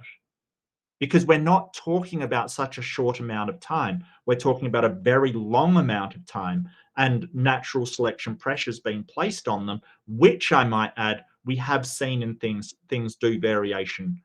Hell, we've seen multicellular organism come from a single cellular organism. Mhm. And yeah, that was in a lab, but you know, it shows that that is possible. It's a huge advantage. So, you know, you basically just shifted the goalposts and made another claim that you're unable to back up. Like at this point, he's so weak, it's ridiculous because he's already made the claim that the variation of this kind isn't possible. Now it's, oh, the variation in nature isn't possible. Why not? Why not, Jerry? Why not? Why? Yeah. Like that's the thing with creationists is it's all Mhm. freaking claims. You call them on it and they Yep. just move to the next claim because they can't it's not even that they can't demonstrate their damn book. It's they can't demonstrate the bullshit they're arguing instead of the book. Yep. Incredible. Incredible. And some animals have this built-in variety and some animals don't. Humans, my conclusion is, don't have this variety. And claiming that these different humans lived, well, that's one thing. But claiming whether or not one primate, in this case, evolved into another primate is a whole nother question. And that's what I doubt. I don't question any of the data that you brought up relative to the traits of these various. Then you're using special pleading, where you're making a special example of a category with no reason to do so. You're just saying, hey, humans are a special category that can't do this variation while other animals can. For no reason, no just demonstrable cause for it. You've just declared that. That is special pleading. Erika is 100% right. And yeah, 100 points for naming that fallacy. Sure. Bang on the money. The other one you could apply is maybe an argument from incredulity. He just says, well, I don't believe that humans could have this amount of variability in them.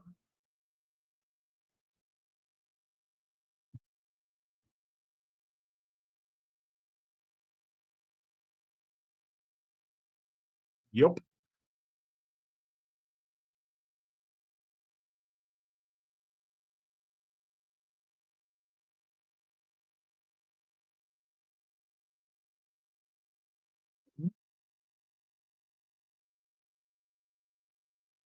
Some people have an extra digit.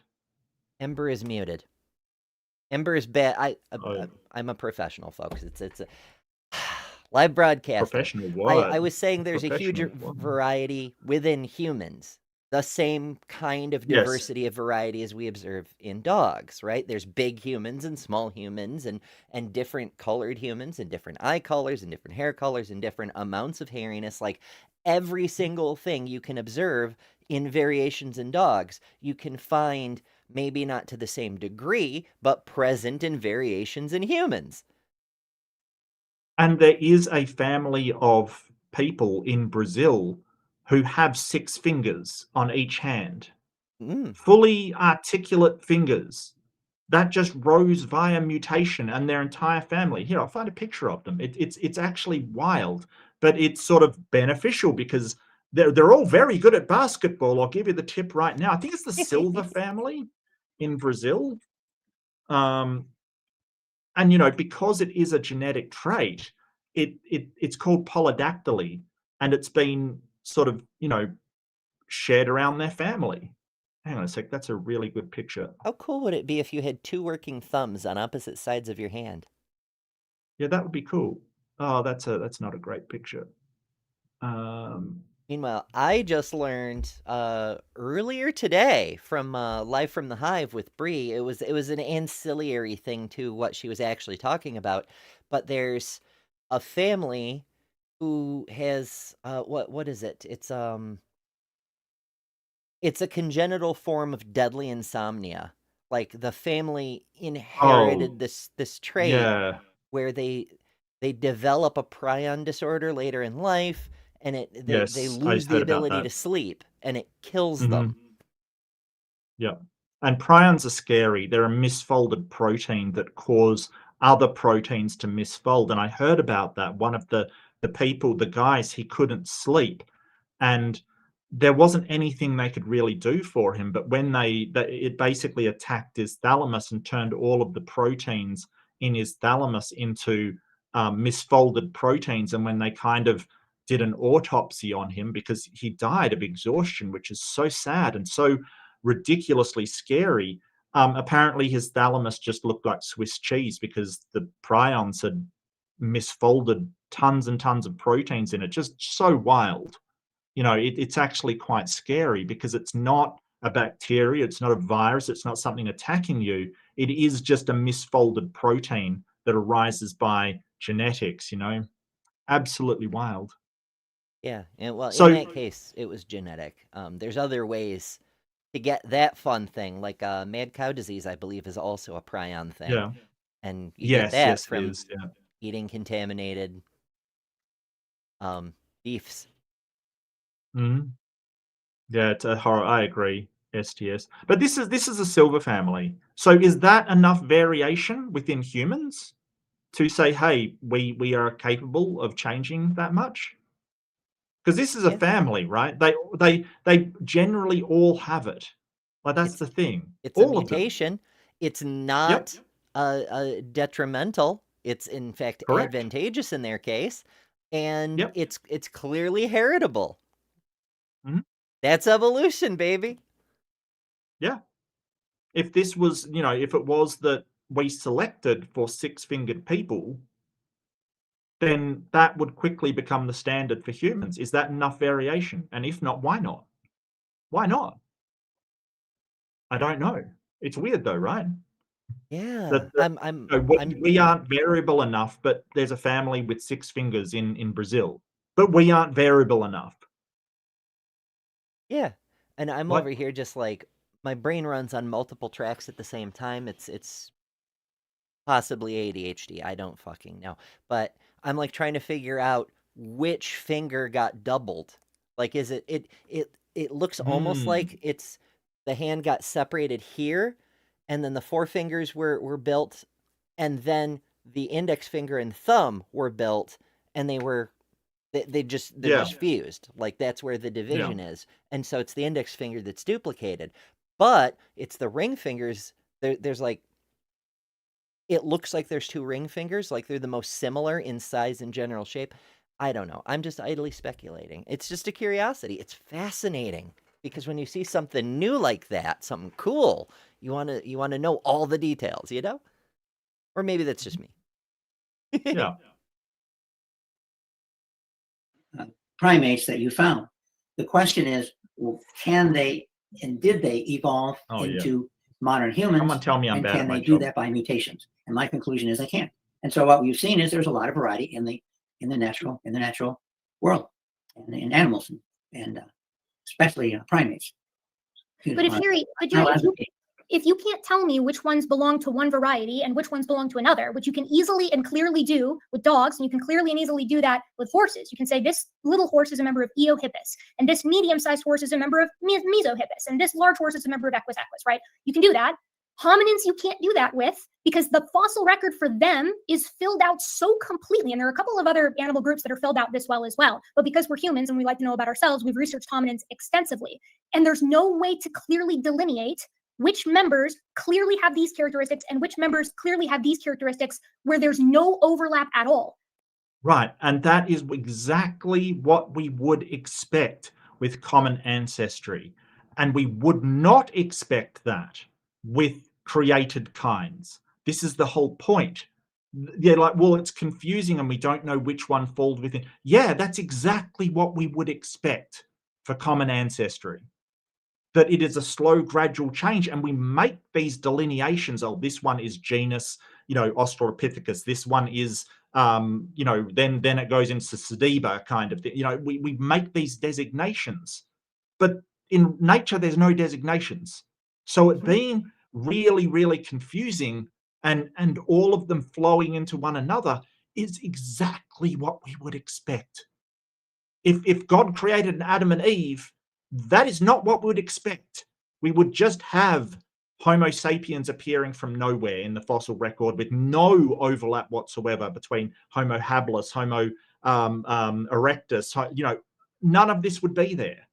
But that's not what we see. And I'm sorry that's inconvenient for your religion. Yeah, it's analogous to if we took a Polaroid snapshot of every single person on their 25th birthday. And then because we've been collecting them for thousands of millions of years, oopsie, we've lost a bunch of them. We only have those snapshots from, every 100 generations. And oh my goodness, they look vastly different. Well, it is a continuum, but the fossils are like those snapshots. Like, we identify this thing as different because it looks different, it functions differently, its genes are different, so on and so forth. But it is part of a continuum, and we can demonstrate that with every single species that we have. It sounds circular, but that we've done it with. But the point isn't that we can do it, therefore we've done it. Although that's not even circular, that's just a tautology. But I digress. The point is we can do that with humans too, in the same way and to the same degree, possibly even a greater degree, because we were especially interested in our own ancestry. And to argue that we can't, even though we have many of the snapshots, it just, why? Why can't we? Still haven't gotten an answer. Yeah. And what would we expect to see if that did happen? So let's just say if these sort of Miocene apes did evolve into humans, what would we expect to see in your view? Because we can answer it with creationism, right? We would expect Homo sapiens, Adam and Eve, to pop into the fossil record, 6,000 years ago, 6,000 to 10,000 years ago, with nothing preceding them. That's what we'd expect to see. But that's not what we see. But if this did happen, what would we expect to see? And Eric has already said he doesn't want to answer because obviously what we'd expect is we've already got that. Any kind of reasonable answer to that she can go, well, look at this, you know, like, oh boy. Yeah. And Jedi That's brings impossible. up another of my favorite examples. My thingy isn't thingying. It appears to be frozen. I'm just freezing everything. I'm super bad at my job. But Jedi Okay. says there are folks with extra rods and cones in their eyes, and they see more colors and further into the spectrum. If you're talking about tetrachromacy, I can say words. I promise. That it isn't exactly further into the spectrum, it's more into the spectrum. What happens is the reason it only manifests in people whose eyes have two X chromosomes is because that's where the code for the green receiver is. The Yep. reds are in the same place, the blues are in the same place, but the greens in the middle are in two different places. And so you end up with two different greens, which effectively gives you more of a yellow side of green and more of a blue side of green. And that creates the ability to distinguish a wider array of colors between. It's still Yep. within the normal spectrum, but it's incredibly higher fidelity. And I don't know how to describe it's different because a person either has it or doesn't, and so he doesn't have any experience with the other. But some of We the can test for it things. though. What's that? We can test for it though. Yes, we can. Yeah. We can do So it similar directly tests by to looking at the retina, or we can do it with the same thing we do with color blindness tests, color right? Like blindness. have Yeah, two. that's what I was about Yeah, to say. Yeah. yeah, similar And so thing. people And without tetrachromia won't be able to distinguish these two colors. People with it, and I should say women with it, because that's the only way you can get two X chromosomes, you know, like, so most women with it, they will be able to tell these two colors apart that other people just can't, which is wild. yeah, you'll also get You- other certain practical effects like light reflecting off of waves, for example. Like as I understand it, there's a difference in the way, because light bends at different angles. It's how we get Mm. spectrums, and so the reflected light looks different for people with it versus without it. So maybe a good question is, what species was Adam and Eve? Were they Homo erectus? Were they Australopithecus afarensis? Were they Ardipithecus? Were they Homo habilis? What species were they? Because we don't ever get that answer. I don't think I've ever been told what species they were. Yeah, because we don't get that information from definitely not from the mitochondria. And No. I don't think we have enough Y chromosome data to even to begin to guess for the Y chromosome Adam, which Well, flavor of proto-human he might have well, been. no. I mean, what, according to the people like Jerry, like the mythological Adam and Eve, what species were they? You know what I mean? Like, if he's Oh claiming yeah, that because they're they fully appeared, human. So right, yeah, because they're fully they'd have to human, be one flavor of some kind. right? Mhm. So what are they? I think that's just occurred to me that I don't think I've even asked that question, like, ever. Just Yeah. saying. Oh, It just popped up to my head, and I'm like, I don't think I've even ever asked anybody that. Like, if they're Homo sapiens, then you've got problems, because most creationists admit that Homo habilis and Homo erectus are human. So mhm. that can't be possible. Wow. All Yeah. right. Well, It's an issue. yeah. Maybe you should just ask it of everybody and watch them all fight over it. You know, like, they'll definitely disagree. Just saying. To do. So these varieties that you're talking about are non-discrete. They're gradients, which means that if you say a human has these characteristics and you accept Neanderthals as human, and you accept Homo erectus as human, then everything overlapping with Homo erectus gets lumped into humans, which means now Homo rudolfensis and Homo habilis are human. And that means everything that overlaps with Homo habilis and Homo rudolfensis is human. So now Australopithecus is human. And then everything that overlaps with Australopithecus, it has to be human. So Ardipithecus is human. And you end up with every single hominin and eventually every single primate being a member of the human group, and then you back it out into mammals and it becomes a mess. Evolution predicts a gradient. Creationism does not. Creationism specifically predicts, like all the way back to like Frank Marsh, that you should have these discrete groups. And these discrete groups don't exist. They don't exist in hominins. They don't exist in other groups, but of course I focus on hominids. So you keep talking about these mutations, and I can appreciate that. But like, the reason we're talking about the fossil record tonight, and I can have a conversation with mutation, you've had it already with Dan, and you've had it already with Chris Thompson, but those mutations necessarily result in physical changes to an organism. We can agree on that because we agree that dogs and wolves share a common ancestor, right? So that means if we find physical characteristics in the fossil record between organisms that we accept are related, we can agree that mutations and selection caused those differences to proliferate. So now the job of the creationist is to point out which differences were created and are the result of God specifically saying these are specific created kinds, and which differences are the result of like created design being at the mercy of natural selection and evolution. Because you do accept some degree of change over time, because you agreed that there is a type of change that can happen within organisms. As a creationist, it's your job to point out what's design and what's descent.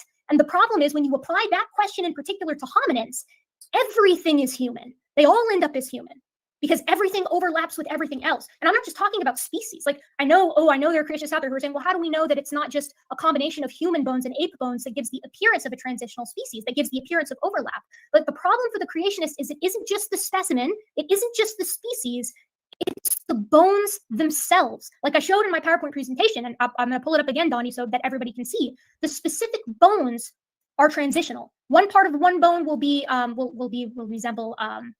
human, and one part of another bone will resemble earlier, more basal critters. Just a sec.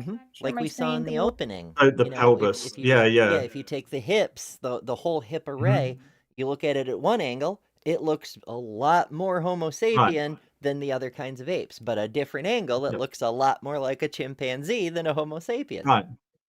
Right. So, you know, the place where the tailbone goes in, you know, and the skulls, like if you look at, you know, the teeth and the mandible arrangement, it looks like a human, but the hole in the head where the spine goes into is more like an ape. It's the same bone. It's the same thing, like brow ridges and things like that. It's the same thing. So you've got to somehow explain why these bones have traits of both humans and apes. I don't expect that's coming anytime from Jerry. And I just want to point out, he still hasn't answered the question. I still want to point that out. The original question that she asked was, what would you expect to see if evolution made an ape man? This is starting to remind me of Dapper Dinosaur's cell timer. How long it's been since Sal hasn't responded to a specific thing. Oh, really? Did he do that? That's awesome. I love that. It's been so long, I forget what the specific challenge even was. Yeah. Sal does that a lot as well. He sort of, you know, won't answer questions, and instead he goes on these little rants. It's kind of, but it's really telling, and it really gives the game away that he's not answering the question, because he can't answer something or doesn't want to answer something, and he starts thumping the table, and it's like, dude, seriously, you're doing nothing but making yourself look bad right now. Like, stop. You know, sometimes no answer is worse than a bad answer, honestly. And this is one of those times where, you know, it's obvious he cannot answer this question. He will not allow himself to, because it is so detrimental to his argument. In the case of this pelvis, right? This is a canonical varied analysis. So this is looking at several, actually over, I think I have it on here, over 30-something landmarks, if memory serves, from Crumpton et al. I think that might be McNulty's paper. Either way, this is landmark data. So this is taking a 3D scan of something, marking it up, and then sticking them all in to see how they hash out, like how they compare to one another. This is 3D data. So it's not just one measurement, it's many, many, many measurements. And in some ways, Australopiths resemble humans in just the pelvis. And in some ways, they resemble chimps. Right? Earlier, I showed this to you with Ardipithecus ramidus, one single pelvis that in 3 dimensions that you can see on the screen resembles humans and other Australopiths, and in 1 dimension on your screen resembles chimpanzees, right? They have a tall ilium, or a tall ischium, like chimpanzees, but a short ilium like humans. They have an inferior iliac spine, but they also have curved phalanges, long arms, and a divergent toe. All of this in one organism, some of this in one bone. So creationists have to answer that. They have to explain, how do you differentiate the kinds? Because these physical characteristics are reflecting mutations. They're reflecting genetic differences. Back to you. Okay. Okay, can I respond to that? And before you go, Jerry, there's a bit there, so feel free to respond. Then I would like to, if we could, see some engagement on your question, Erika. And correct me if I'm wrong, your question was, what would we expect an 8-man to look like? Yes. And then perhaps Jerry can answer that. And then you can provide an example that might meet his answer. But there are a few things there first. So Jerry, feel free to take a minute or so to respond. Go ahead. Yeah, no one's claiming that the one dog, Great Dane, whichever it is, evolved into the other dog. That built-in variety. Yes, correct. No one's saying that. Just like no one's saying that the chimpanzee evolved into a human, which you claimed earlier. Nobody is saying that. Wow. But what we're saying is that the Great Dane and the Chihuahua had a common ancestor, just like we're saying the chimpanzee and the human had a common ancestor. That's the point. I feel like he's lost. Like he was corrected, acknowledged the correction, and then said, yes, for the sake of brevity, I'm saying that. And now he's back to it. So it obviously wasn't for brevity. He's caught the Kent Hovind thing, the broken record, where he'll acknowledge a point, acknowledge a point, acknowledge a point, and then the needle skips back to the beginning anyway. Absolutely true, yeah. Is what allowed the variation to exist. It has nothing to do with evolution. It has everything to do with the built-in variety. And that's why we see this great difference in dogs, in this skeleton, in this case in dogs, and in horses and cats and other animals. And so you see many, many examples of this, of certain types of animals.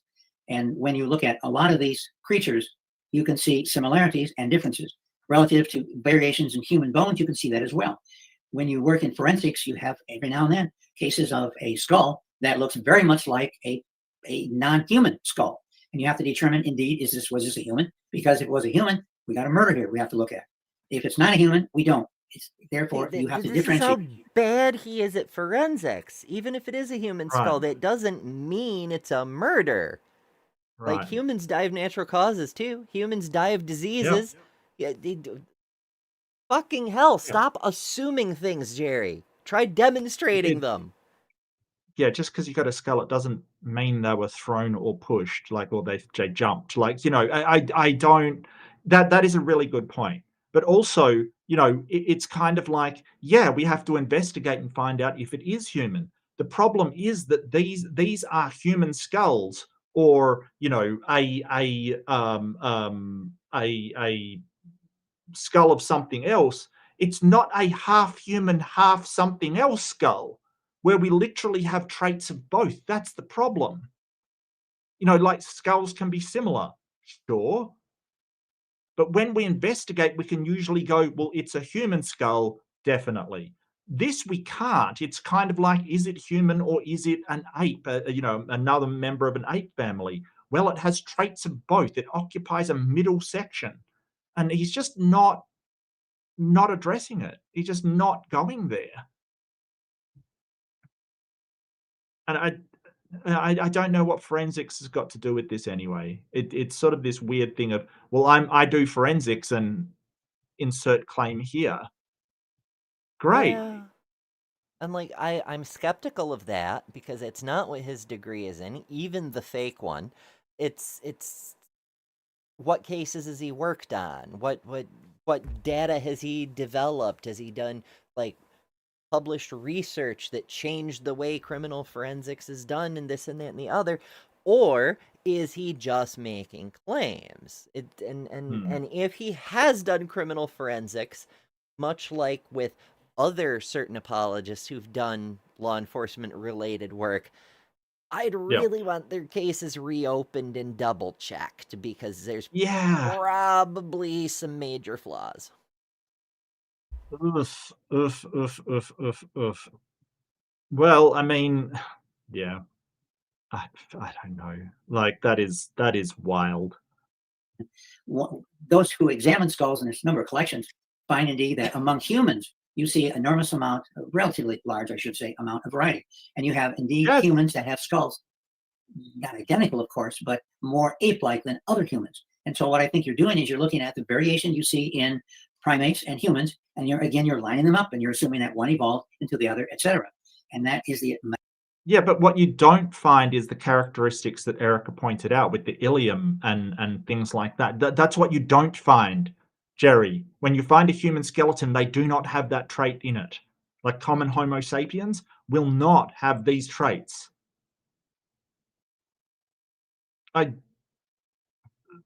If you can find somebody with like a skeleton that resembles an Australopithecus today, I would be very amazed. Like an actual Homo sapiens with that level of variation, I would be amazed.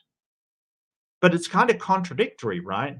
He's basically saying, well, humans don't have a huge level of variation. And now he's saying, hey, you find an incredible amount of variation within humans. Moving goalposts, Well, double standards, special pleading. It's which is it? demonstrate a Is it that claim. is it that humans don't have variation or humans do? It feels like he is throwing whatever against a wall and seeing what's sticking. It seems like now he's angling towards, well, those, Australopithecus, Ardipithecus that you've found isn't actually a different species or genus. They're just human, Homo genus with a lot of variation within them, which is exactly the opposite that what you've been saying so far, which is that humans are incapable of having the variation to change from, Miocene ape to Homo sapiens, but other animals do.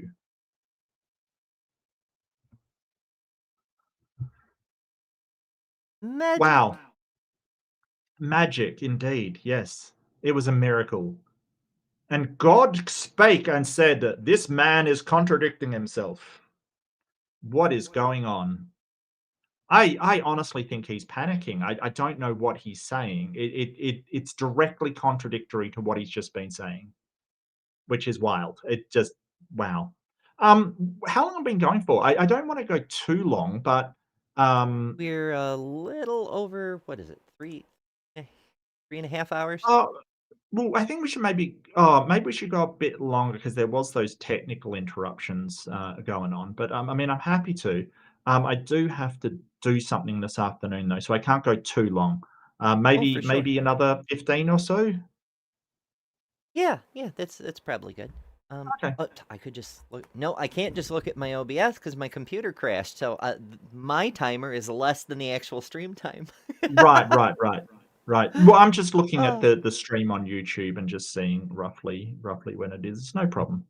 Yeah. Yeah, I don't think. Yeah, you're right, STS. I don't think Jerry knows what he's saying either. He's just throwing out creationist talking points, regardless of whether they support his earlier statements or not, which is just terrible. Like this is one of the, this is a Hovind level performance, which should absolutely, I would be embarrassed, quite frankly. I would be very embarrassed. That is the assumption I'm mainly concerned about. Because again, you have a great deal of variety in bone structure, in relatively great in humans as well as in primates. And what you're doing is you're finding that variation and you're lining them up and you're saying, well, this evolved into this, which evolved into that. And I'm saying that you can't do that because you have no mechanism to show that indeed one evolved into the other. You can't do that. And logically, understanding mutations, you cannot show that indeed they could produce the. Oh, he wants to go genetics so badly. Like he's ripping that ripcord is going to break off in a second, seriously, because he doesn't want to go down the route of the actual topic.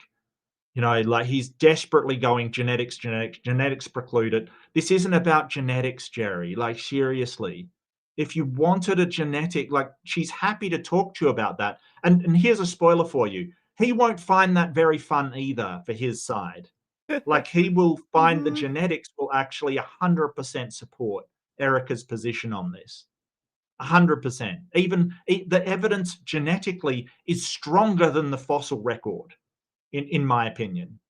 Like it's actually stronger. So you do not want to go down that route. Trust me. What Jerry doesn't know is that he is actually in a better position than if he goes down the genetics route. That's what he doesn't know right now, which is hilarious because he's desperately ripping that ripcord to try and parachute out of this one into genetics. Wow. Differences that you see. And so certainly mutations can produce differences. You can, especially mutations can cause a loss of structures of tails, as you mentioned, and so on. So mutations can produce differences, but can we go from a chimp-like common ancestor to a human And by building of mutations? No, we can't. We cannot do that. That's not going to happen because we know too much about mutations. We know the fact that you will never get the changes you need as a result of mutations for the reasons that I mentioned. And who says? Like, no geneticist, no person working in the field is saying this. Like, and the reasons that he gave, what reasons did he give that variation can't do this and mutation can't do this? He didn't give a reason. Yeah, it's all assertions. Yeah, he just said it can't happen. He didn't actually give a reason why it can't happen. He just said it can't happen. And I think that should be pointed out. He's saying, oh, for the reasons that I gave. What reasons did he give? He just claimed it couldn't happen, and that's it. Wild. But because of like mutations produce cancer and they produce that, guess what? It can have beneficial stuff as well. We mentioned the tetrachromia. There is the polydactyly in Brazil. There's also a mutation for double density bones, right? It's a beneficial mutation. People's bones are difficult to break. Now, there's a small downside, which it becomes harder to swim because of buoyancy, but the upside heavily outweighs that. Oh, So yeah, for we sure. do have these beneficial mutations that occur. Wild. I don't, so why? Again, never mind. He doesn't know. And he still hasn't answered the freaking question. Oh. presentation was very brief on why you can't. There are people who spent a huge amount of time looking at the difficulties of going from one animal to another by mutational changes. And I didn't mention this before, but you have a correctional system that basically, repair system, and basically something like 99% of all mutations are repaired. They're fixed. Now, how can natural selection explain that? And so the body is designed in such a way to where change is resisted enormously. In fact, the mutations that are there are due to... This is going off topic. Donnie should be stopping him. Like, Donnie, what are you doing, man? You know this is off topic. Erika's already pointed out that he's going off topic. She was very gracious and said she's happy to do a debate on genetics, but this one is on hominin fossils, right? You know this is off topic. You know he's going to chase down this line. In fairness to Erika, it may be completely to her advantage if she does talk about genetics because she's very knowledgeable about that as well. But, what are you doing, moderator? This is completely off topic. And I think that Donnie should be stepping in to say, hey, let's get back on topic because this is not it. Yeah, You've got a very specific topic. Acknowledge they've reached the point where they're just spinning in circles and it's time for closings. Yeah, absolutely. No, I totally agree. Or ask Erika if it's okay, because she didn't agree to a debate and didn't prepare for a debate on genetics. That's the thing. If you have her come on to talk about hominid fossils and then he pivots into genetics, you should at least say, okay, sounds like we're going into genetics. Is that okay with you? And if Erika says, no, I came to do a debate on hominin fossils, you should hold his feet to the fire and say, no, this is about hominin fossils. We need to stick to the topic because that's what she prepared for. It's showing a massive disrespect for the person coming in to allow a topic change mid-debate. Like, sorry, if you wanted a genetic debate, agree to a debate on genetics. Don't go off to genetics without, any warning whatsoever. Come on now. And again, Hovind does this all the time. He'll agree for a debate on, genetic evidence and he'll go off into the fossil record. It really is a Hovind-like debate. I guess Hovind's a little bit more arrogant and obnoxious, but I mean, that's the only difference I really see. Do you have anything to add? All right. Well, we'll get through Jerry rambling about genetics incoherently and then... And the closings can't be far. Well, I just want to point out that if the repair mechanisms aren't good enough to stop the variation we see in horses, then it should not be good enough to stop the variation we see in apes. Hmm. Yeah, if it worked, unless there's a reason it wouldn't work in one group than all the other groups, then why Yep. would we expect it doesn't work the same? Yeah. And there's this idea of leaky mechanisms, right? Like they have to let certain things leak through in order for it to work. I think I was reading this. I do apologize. I can't remember where I was reading it, but I think I was reading it as sort of endogenous retroviruses. Like, why doesn't it stop all retroviruses encoding? And it's because it has to be leaky. These leaky systems. I can't remember where I was reading that. I think it was in some paper, but yeah, it very interesting that the systems, they do allow these things through, because change has to happen. Why does it happen? Because it's incredibly advantageous, incredibly so. Because the way that natural selection works, it's an arms race, right? You've got prey that, gets faster and faster, and a, predator that gets bigger and stronger and faster, and whoever wins is the one to survive. That's it. So being able to change is a massive advantage, and that's why it lets these things through. But only to a certain degree, because that's all that's useful. The fact that the repair was not proper. And so many mutations that actually show up are a result not of the mutation, but the fact that the repair didn't work for various reasons. And there's about 5 different repair systems. So the body is designed in such a way to resist changes by mutations. And that's one thing, of course, cancer researchers are looking at, understanding that in more detail. And but that's another subject. So this is all another subject. This is all off topic, Jerry.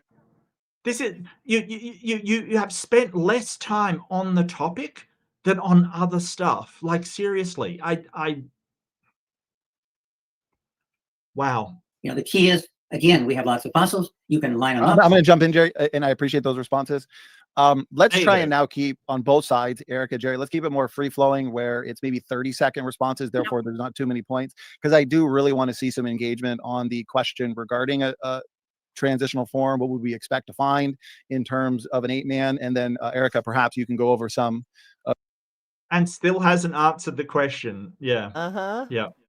And you could have pointed out, let's keep it on topic. Come on, Donnie, you can do it. Let's keep it on topic. Of the examples in visual form that you presented in your opening. So Erika, let's throw it back to you. Go ahead. At least sure. he's So putting 2 an things. end to the extended preaching. Yes. Yeah. Yeah. And the completely off topic ramble we have going here. Well, this is going to be a faster back and forward. Did you want to call it here, and I'll finish it off on my channel? I think it does go for a fair while longer, but that's okay. I'm more than happy to. It's just I do have stuff to do this afternoon. Unfortunately, I did promise my wife I would be cooking a slow cooked meal and stuff like that. So I have domestic duties. Yeah. I like slow cookers. I really do. I'm a big fan. Big fan. Yeah, this is probably the best natural break we're going to get from here until the closings, and that'll be like 10 minutes till the end. Yeah. So, yeah. Yeah, you're right, Alex. It's like fleeing from, I was thinking frying pan into the fire, but yeah, it's like fleeing from the police by jumping the fence into a lion enclosure. Yeah, absolutely. Genetics is not going to do you any favors, mate, especially not when you're talking to Erika, who has used BLAST to disprove, helped use BLAST to disprove people themselves, personally. It's just, ugh. But, I guess full props for your desperate attempt to get away from the subject, I guess. Just, if you are going to try and get away from a subject, watch where you're going. Yeah, like plan your escape, I guess. No, you need to do something. Wow, this was, when I sit there and go, this was brutal, I don't think intentionally so, right? I don't think that, sorry, I just stopped sharing and we can go back. I don't think this was intentionally brutal. This was just sort of, I'll post pics in the Discord of my slow kick meal. Okay, I'll do it before and after then. aren't you? I was going to do it before. I don't like taking pictures of my food. I always feel like, well, what if people think it's disgusting, kind of thing. I don't know. I get worried about that. Anyway, I will do it this time, aren't you? I will post in the Discord. Okay, I will do it this time. I promise. What was I saying? Yeah, I mean, I know, Erika isn't trying to be brutal, but it's just these cold hard facts, and I think there is a lot to be said that people like Jerry, they need to be confronted with these things. They need to be held accountable for the things that they are saying and give answers. They need this. He needs this. But it is kind of hard, like it is cringy to watch as he struggles to find excuses for his worldview to be true and this all to go away. Hmm. It's brutal. But I think that Erika, I mean, she is just amazing. She is not trying to make him feel bad. She's not trying to brutalize him, but she is absolutely giving him the business just on her knowledge and facts, and the evidence that we have built up in a field that has been doing this for a fair while now. I like it is hard to watch though, you know. Elder abuse, if ever I've seen it, it is rough. It is rough. It's And I so think fun that, to watch her do it, though. yeah, yeah. But I mean, I think that he is more sincere than Hovind or some of these other people, kind of thing. But it really does start to appear like his, well, it couldn't have happened, isn't based upon any of the science. Like, it's not based on science, it's based on faith. It's basically, I have faith that it didn't happen. I want to believe that humans are a special kind of creation that isn't subject to the same limitations that animals are. And that really is a faith position, because we don't find that. We have all of the same systems, structures, needs, all of the same physiology as other animals, and there's no reason to believe that we're in any special category apart from being technologically developed. That's it. And magic. Oh yeah, and the soul. Yes, yes. And Yeah. we've got a magical ghost living inside us that will allow us to live forever. Sure. Yeah, Sure. the magical I undead carpenter ghost who wants to live inside you. Oh, Oh, magical Henry Hansen is saying invisible. she was raised a creationist. That's wild. Oh yeah, that's why she I became didn't- so intense about dunking on creationists, because the bullshit that they're trying to spew is the bullshit she was hand fed as a child, and she's like, "Nope, we're not contaminating any future children if we can help it." Yeah, and Jester says, I'm not sure I'll accept another debate from Jerry because, yeah, in hindsight, I'm worried this counts as elder abuse. Erika of Gutsick Gibbon. Yeah, I felt the same after debating David McQueen, and it did feel like, when at one point he was appealing to his daughter, who was a physical therapist, for why a body system wasn't sort of inefficient, and it's like, this really does feel like I'm beating up on somebody. So I would completely understand that, because this is brutal. Not that Erika's trying to be, it's just you've got a guy who really, he's desperate to get away from this subject, because it is absolutely crushing him right now, and that's, yeah, I don't know. It's wild, right? It's absolutely wild. All right, Harder Game, you take care, mate. Take care. Good night. Yeah, in fact, we'll be saying goodnight to everybody momentarily Yeah. here. But yeah, thank you all so much for coming. This is it's long, it's a bit of a slog sometimes, but it's so fun to watch Erika work. We've learned some cool things that we didn't expect to. Mhm. And Yeah. yeah, it's just a great time all around. So thank you all so much for Yeah. joining. Before we go, remember to subscribe to Mark's channel. The exciting conclusion will be next week.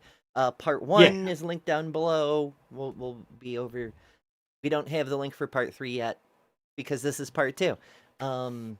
Also, make And sure to come then, back here tomorrow evening yeah. for my birthday party, and then I'll be over on Bad Science Sunday, and then Monday Mhm. morning we're gonna do the women's morning show thing. Um, Oh, keep an eye out for fantastic. changes on that, but for right now, we're still simulcasting on many channels, and Hmm. it'll be fun. It'll be nifty and exciting, including this channel. So subscribing here will ring the notification bell. You'll get notified for that as well, and a bunch of other stuff over the course of the week. What hath Yeah. thou coming up, Sir Mark? Well, I just wanted to mention, I think we agreed that we're going to do Godless Engineer versus Joel Suttercase next time, and hopefully have John on to join us if he's free. But that's after next week's. But that will probably be our 100th episode, somewhere in there, right? Like that will be the 100, which is just Yes, this next one, if I'm counting right, I could check the yeah. playlist to be sure, because there is a playlist of all these reviews we've done. But if I'm counting Mm, right, this part 3 will be 98. So part 1 with John will be 99, and okay. then there'll definitely be a part 2 for Oof. that one. So yeah, Yeah. Yeah.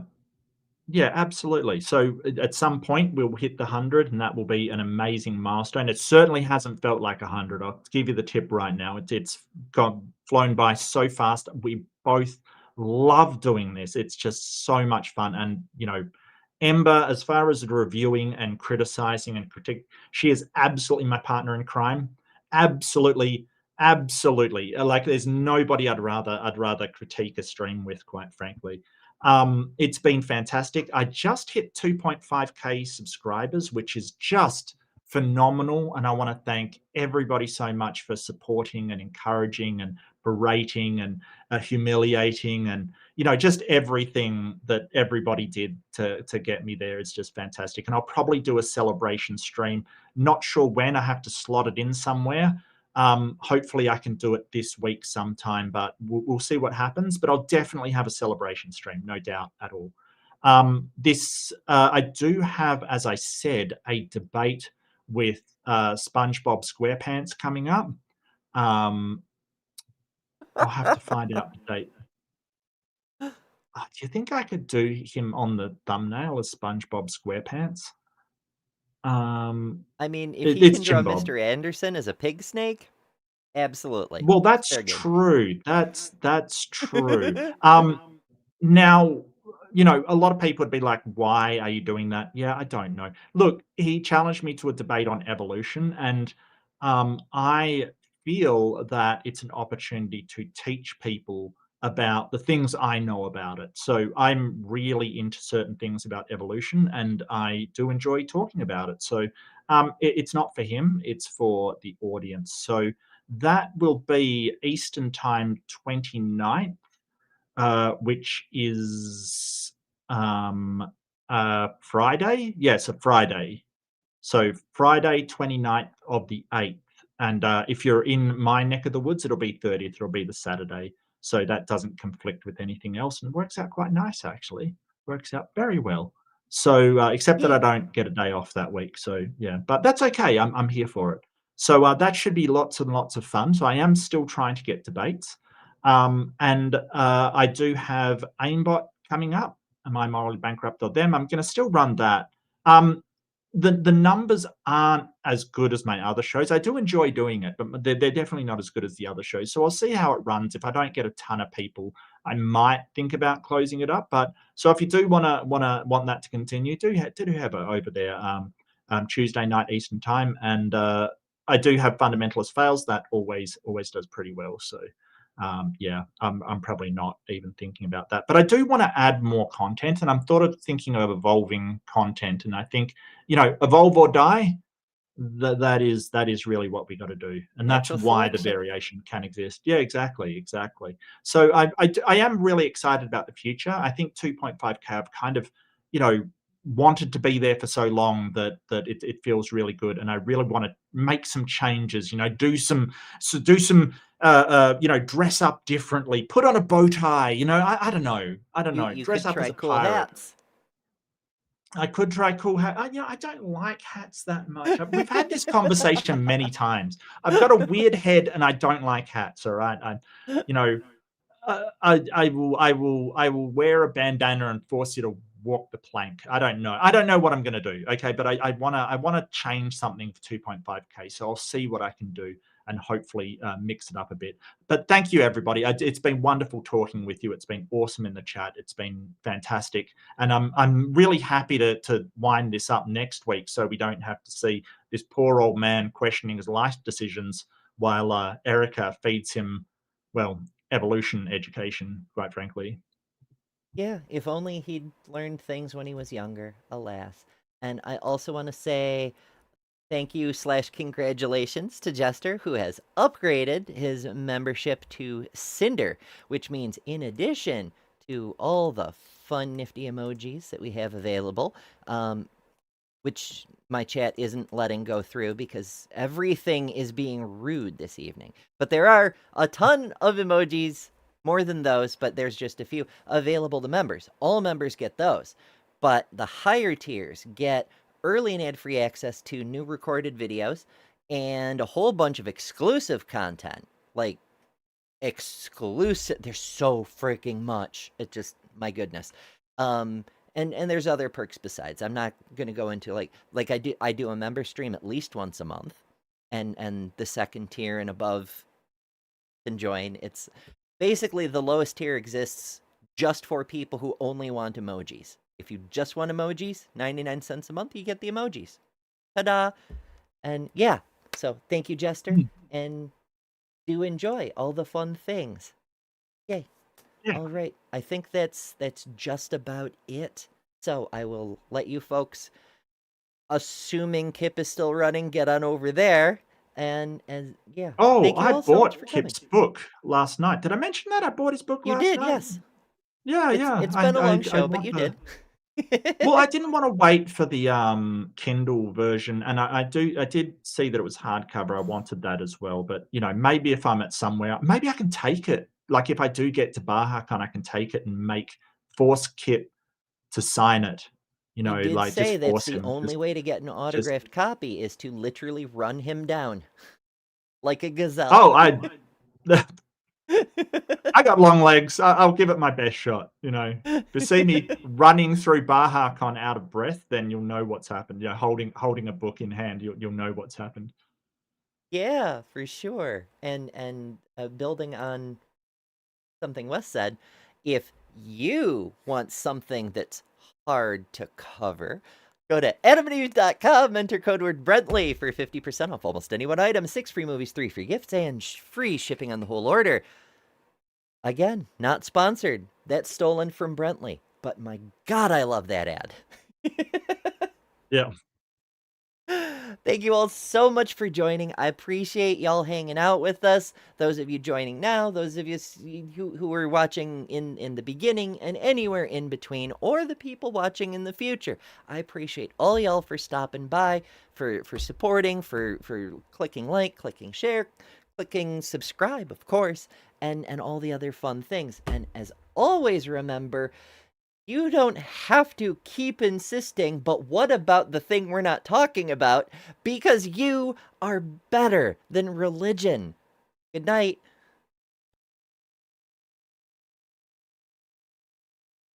Now watch the outro not play. Yeah, nice outro. Look, it's beautiful. We started with tech issues. We end with tech issues. It's a bookend.